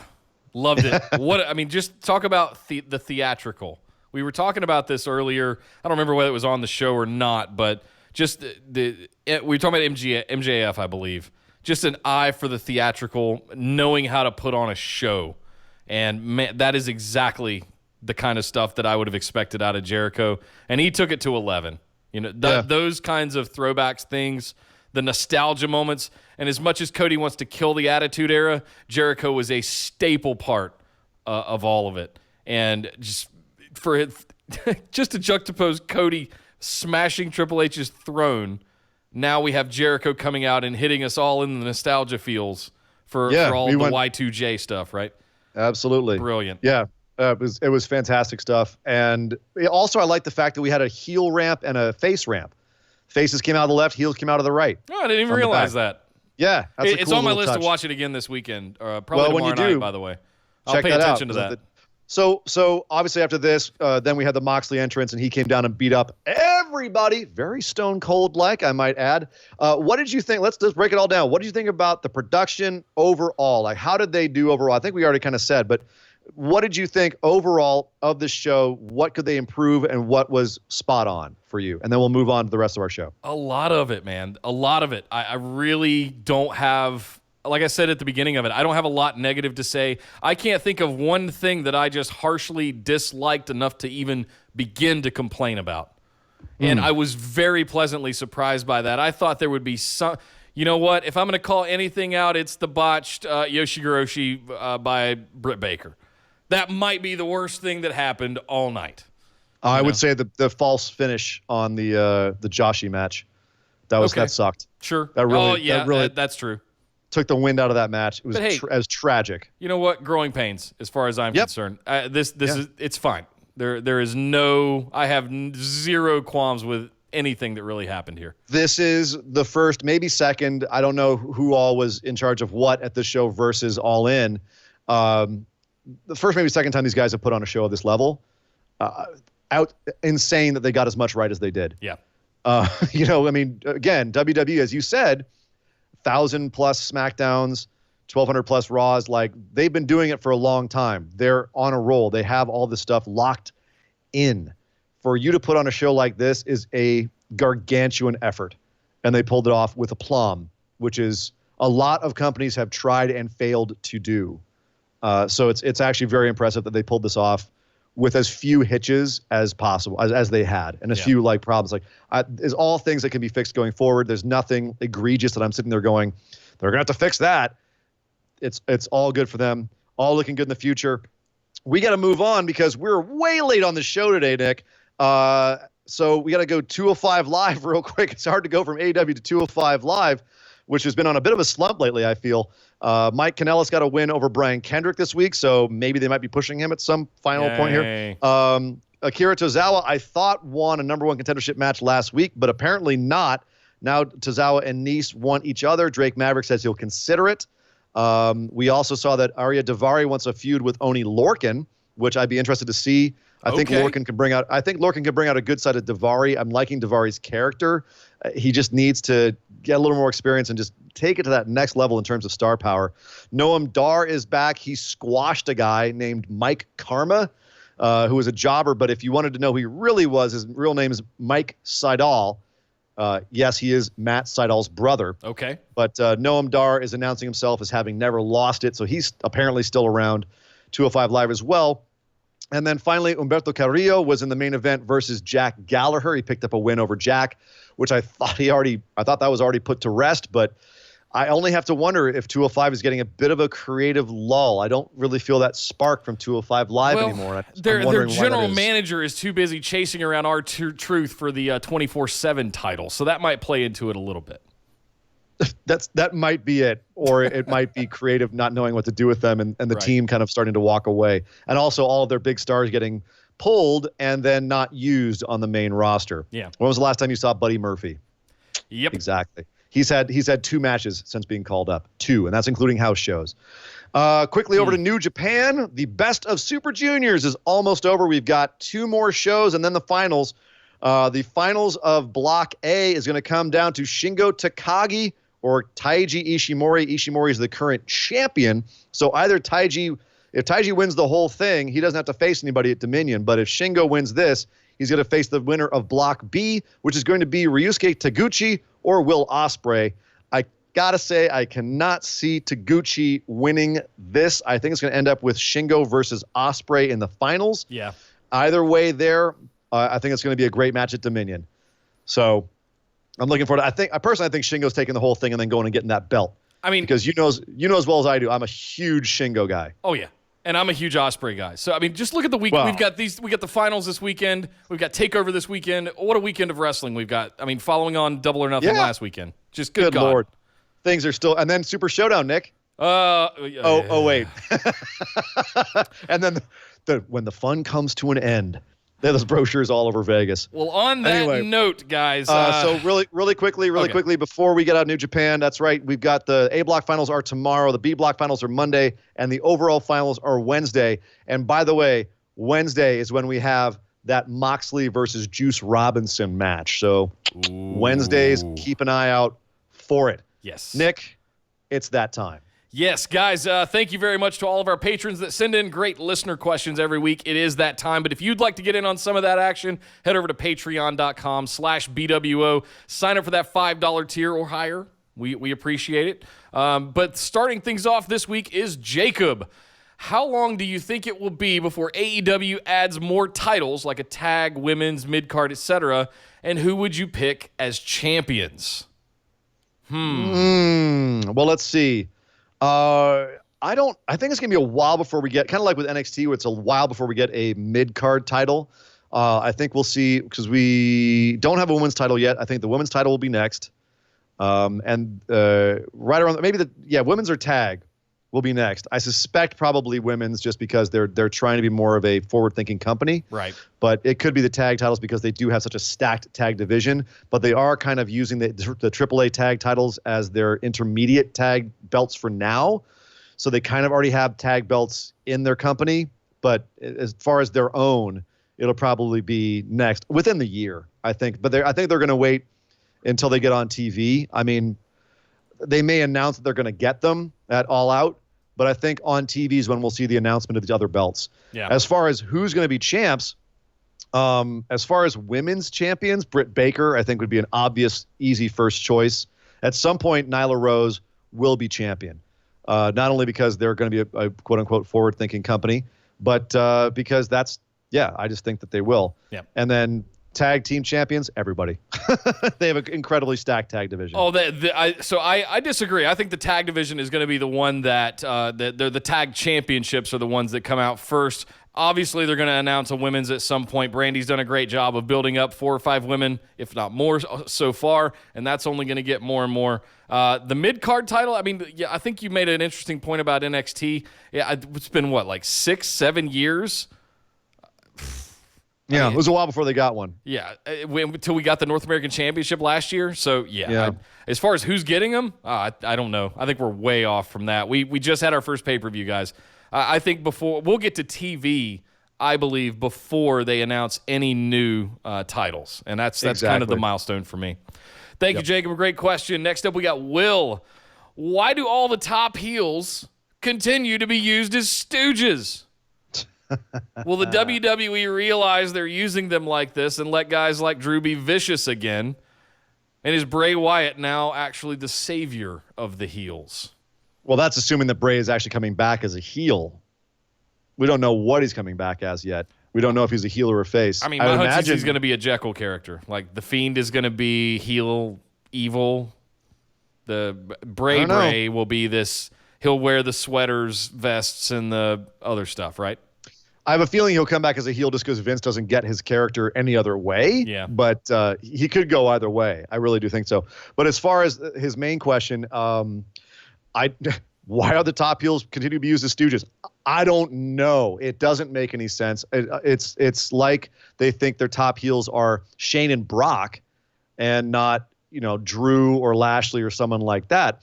And if they book Drew and Lashley like their top heels, they'd probably be a lot more effective in the roles that they're giving them. Yeah. But instead, they're the roles that they're like Lashley being in the event with Strowman. But we've seen him be a goon so many times, or just someone else lackey, or just teaming up with someone for no real reason, that him and Braun, you're like, okay, whatever. I don't really care about Lashley. He's not intimidating or scary because he just doesn't seem to have his own idea of what he wants to do, his own personality. Same with Drew. Drew was so engaging for a while then when he broke out of the Dolph Ziggler thing. But then now he's just Shane stewed for some reason. He's got no personality, no character. He's very flat. Only to get thrown in some triple thing with Corbin and Lashley. And ever since then, since Survivor Series or like September, October of last year, he's been a stooge. And I'm just going, what in the hell, guys? I expected to see, if you guys remember from the end of last year, Braun Strowman and Drew McIntyre building to the Universal Championship at WrestleMania. That was kind of where I was going with it. But no, we got Brock again. Yep. So I don't know. I don't have an answer. There's only one 73-year-old man that can answer your question, Will. Well, yeah. Will the WWE realize is always will Vince realize? Yeah. And that's kind of like asking. No way in hell. When will the tidal wave hit? Right. It may never. It may never. Will California ever fall into the sea? I don't know. It might. Thanks, Will. Great question. Next up, Dominic. What do you think is the future of the women's tag team? It was interesting when they said it would be defended across all brands, but since then, it's as flat as a really flat pancake. That's pretty flat. Or crepe, you could say. A crepe? What are you, Belgian? A crepe is just a really flat pancake. I don't think that's what a crepe is. Okay. Anyway, we're running late here. We digress. We digress. What is the future of the women's tag team division? It's either going to fall flat as a pancake, or and not be used, or someone backstage is gonna champion it and realize, hey, we have something here, and really try to make it something. And that person was for a while apparently Sasha Banks and Bayley, but obviously they got shoved to the wayside, and the Iconics are just happy to be there. Frankly, is what it seems. It seems like they're just happy to be there, and they're the champs. And I can't blame them. They're in the best spot for it. But we're not seeing them build up any other real serious women's tag teams. The Kabuki Warriors, really? You said it. Either they're going to. I did, didn't I? Damn it! Either they're going to really put some time and effort into it, or they're not going to. You can see what they do when they want to put their time and effort into something. 24/7 title and how much time it got this week. but they're going to have to want to do that. And Vince is notably tunnel vision when it comes to the things he's interested in. What you got this week for Stone Cold and The Rock was his mantra back in the 90s. What you got for Roman Reigns this week is what he's saying right now. So, yeah, when Vince starts going, these women tag team titles are pretty exciting, then they'll do something with them. Yeah. Yep. I don't really have much else to add to that. So thank you, Dominic, for that question. Next up, we got Andy. Based on what we saw on Saturday night at Double or Nothing, who, excuse me, had a frog. Oh, my. Whew, hey, now. That snuck up on me. It's been 2 hours already. Whew. Based on what we saw on Saturday night at Double or Nothing, who are the top 5 heels and faces the company can build the company around? Mm-hmm. Let's see. Well, the top 5, now, does he mean like total or like 5 heels, 5 faces? Yeah, I don't know if I could pick 5 of each at this point. Yeah, I don't know if it's big enough. I mean, well, we also don't know if people like Cody are faces or not. You know what I mean? Like Cody kind of walks that mid ground. Yeah. I mean, Jericho's obviously their biggest heel. Kenny, I think, is probably their biggest face. Yeah. Hangman Page is another big face. MJF is a big heel. Beyond that, we really don't know where everyone's going to fall. Is Moxley going to be a heel, a face, or something in between? Jimmy Havoc, same thing. He could go either way. Beyond that, it's all tag teams. And, we don't know where those are going to fall. It was hard to tell who was a heel or a face with the Bucks and Pentagon and Phoenix. I don't think that they've really landed on some of their people, like if they're going to be heels or faces, or if they're just going to be more modern style, which is neither, and you pick during the match kind of thing. Just be excited to watch these two guys fight. But those would be my big picks for who's heel and who's face on the top of the card. Yeah, there's a few that have made themselves obvious. I don't think there's been enough time to develop that much of a sort of lineage yet, down each side of the card. Exactly. There's some obvious ones. MJF is an obvious one. Hangman Page is an obvious one. Jericho's kind of an obvious one. Moxley, even, I don't know whether he's going to be a heel or a face. Well, he not only did he take out Jericho, he took out the Ref and he took out Omega as well. Okay, so that's some pretty heely shit to do. So we'll peg him as a heel until otherwise noted. But that's like calling Stone Cold a heel. Yeah, you know what I mean? Like he took out everybody. Yeah. That's what Stone Cold used to do, and he was loved for it. So, great question. Thank you very much, Andy. Next up, we got and Jonathan. Good seeing you at the show, Andy. Good seeing you at the show. Yeah. Next up, we got Jonathan. This is a general thing. When there's a surprise entrant guest or run-in, and it's someone like Moxley or even the Hurricane, do you think everyone knows, or do they run the risk of performers getting fanboy and botching in the excitement? No, they'd be very unprofessional. Like if they did botch in that situation. Typically, though, everyone who's involved will know. Yeah. But sometimes they'll have the people that need to know will know, and everyone who doesn't need to know will just react. But you're trained to expect the unexpected in wrestling. Like, these are guys who, in the middle of a match, will have the match ending changed. So they're used to working on their feet and figuring it out on the go, on the fly. So yeah, no, it's if someone botches as that result, they're probably not going to be in that company very long. Yeah. Yeah, no, and especially guys like Jericho. If Jericho didn't know that Moxley was coming, obviously he knew Moxley was coming. But had he not known, he'd have been a professional and worked with it. Yep. Stay in character and improvise. Yep.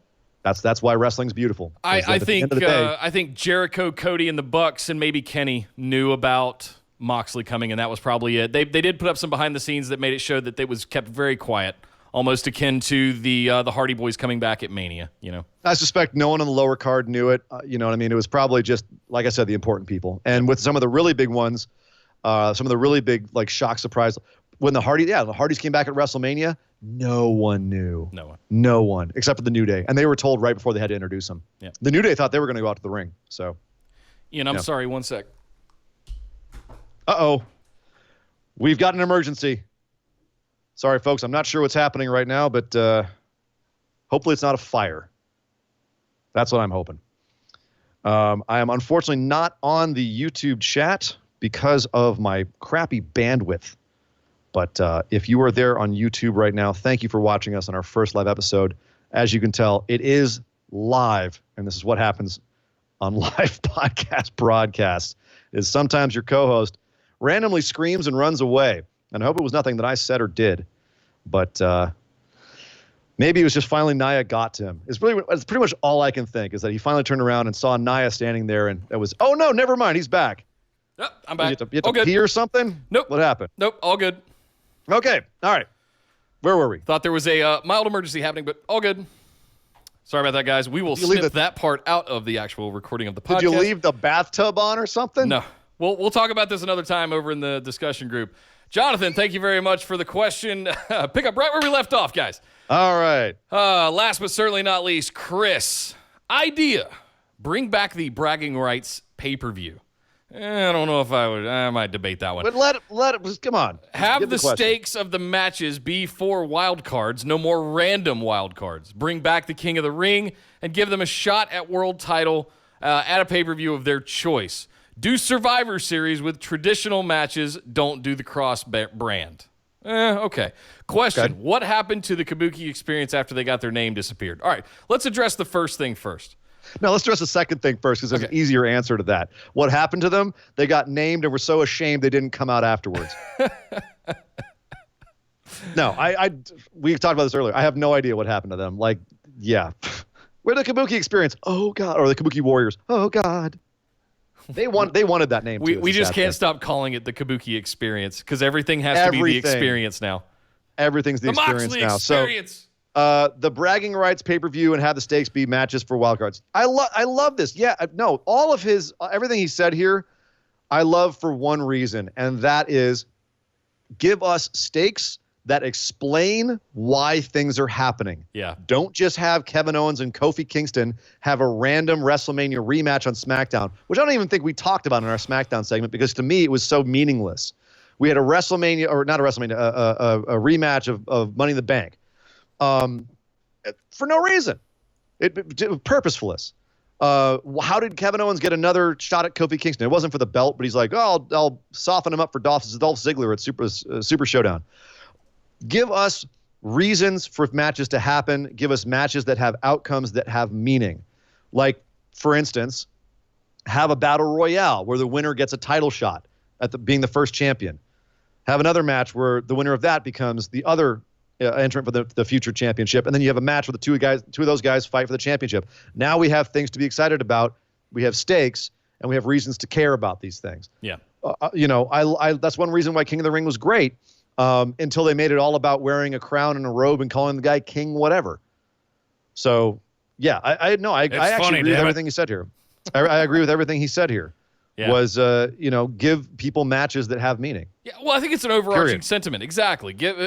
Reintroduce stakes. Tell us long storylines, right? Just that means something that have outcomes, not just Roman Reigns spearing somebody again. Or not having Roman Reigns be the wild card every week because Roman Reigns. Like, I thought Shane hated him. Why is he allowed to be a wild card? How does that process work? How do you apply to be the wild card? Do you just show up? Or is it because you're the first person in there? If so, why isn't everyone coming out right at the top of the show? Explain it to us. How do you become a wild card? Because otherwise, people who are actually here trying to invest in storylines who are older than the age of 9 are going to be sitting there just throwing up their hands going, why is this guy a wild card again? So I know, absolutely, I agree. I like have wild card be something that you have to earn or that is explained how you get it. And then you can actually have stories that create value for it, and that creates exciting storylines that keep us invested and involved. It makes people actually want to watch your show as opposed to watching the clips on YouTube or listening to our podcast to get a Reader's Digest version of it. Yeah. As much as I like the fact that they're creating an environment that allows us to thrive because people just want to listen to us for the digest version of it, I wish we could all be sitting here going, isn't this great? This is so exciting. We're having such great storytelling. So there you go. Right. I think you're right. Hashtag more wrestling. Guys, thank you very much for the questions every single week. Love you guys for it. They help make the show that much more fun here at the end.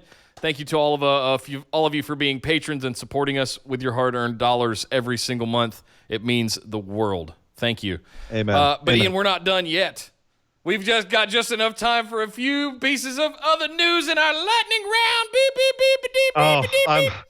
I got to cut this way down because, dear God, we're behind. Just other news. Pac, we know, is off of Fyter Fest as well, AEW's Fyter Fest. He's still not going to drop that any kind of wins or losses while he's holding that Dragon Gate belt. They have not announced a replacement. It was supposed to be Pac and Lucha Brothers versus Omega and the Bucks, a.k.a. the Elite, but we do not have his replacement yet. Not sure who is going to be. We also know that Lars Sullivan versus Lucha House Party is going to be at an actual match. Lars is going to have his first actual match on the main roster at Super Showdown. Oh, boy. The excitement is palpable. And just one last note, Kofi Kingston is currently home in his home country of Ghana. And I recommend searching the internet for videos of him being home in Ghana. It's like the most wholesome thing you'll see this week. Aside from Riho slapping Minoru Suzuki when she was a small child. Just really wholesome. Or MJF tearing down Stone Cold. Or MJF. Oh, that's not wholesome. That's just amazing. That's fantastic. So everybody, that is the show this week. Thank you for sticking around. We know we ran a little bit long, but it's because there was so much to talk about. We got Super Showdown coming up soon. We've got TakeOver this weekend. We'll have a recap show for that. We've also got the Best of Super Juniors finals coming up. More AEW news is coming out every week, and we're live again. We're live on YouTube, Nick. Woo-hoo! We're live on YouTube. That means we're going to be doing this every Thursday at 5 Pacific, 8 Eastern. So come back and check us out on youtube.com/BustedWideOpen. Yes, guys, that's our show. Thank you very much for joining us. You can also come over and join us in the Busted Wide Open discussion group on Facebook. It is the hub of our operation and where we have all the funds every single week with threads for every single WWE show. There's probably going to be more of those getting introduced soon as we make this show more and more and more interactive. Look for live chats this weekend for TakeOver.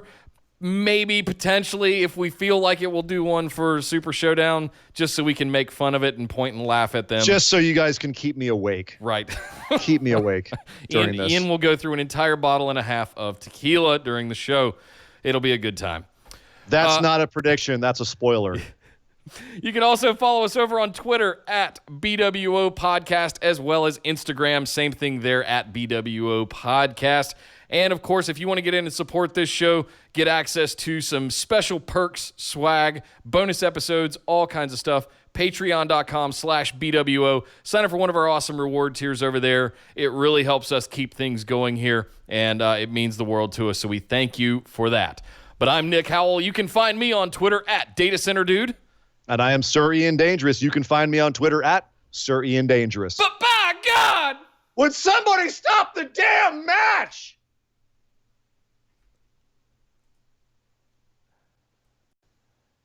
And we're out. Ta-da! Good God We're still Almighty. live on YouTube, though. Good God Almighty. That show went long. Yep. So much to discuss. You're going to have a fun time, Nick. We're still live, right? Yes, I know. Oh, You're going to have a fun time. Hi, everybody. This is the post show. Yes. You're going to have a really fun time during your little exodus listening to what I was saying about you. So. Oh, boy. Yeah, that was... sorry, guys. I thought I heard some alarm going off. So I'll leave it at that. Was your fridge alarm or something? No. We're not going to discuss that live on the internet. All right. Good times. Good times. Well, guys, thank you very much for those of you hanging in the chat. Hope you guys had a lot of fun. I know we got a couple of little tweaks to make. I'm going to go back and watch this later and fix it all up. But, yeah, keep sending the feedback in. Let us know what worked, what didn't work, all that stuff, because we'll tweak it as we go and get it back to just a streamlined, well-oiled machine like we had end of last year before Nick decided to up and move across the country. Good job, buddy. My bad. Ready to go. We're still, but you know what? The show is still based in sunny Southern California. I want to note that. Yeah, it is. It is. Yes, it is. And it's still sunny here. That's the best part. Well, it was 100 degrees today in Raleigh, so it's not much different. Oh. And balmy. Oh, no. Oh, it's balmy, it's a 100 beautiful, degrees. It's a 76 here, man. It's perfect temperature. It's gorgeous. All right. It's gorgeous. Guys, have a great night. Have a great weekend. Look out for a chat for TakeOver this weekend. I'll set that up sometime either later tonight or tomorrow for the event and all that kind of good stuff. But be ready to hang out on Saturday. But until next time. Thank you very much, Later. guys. We'll see you next time.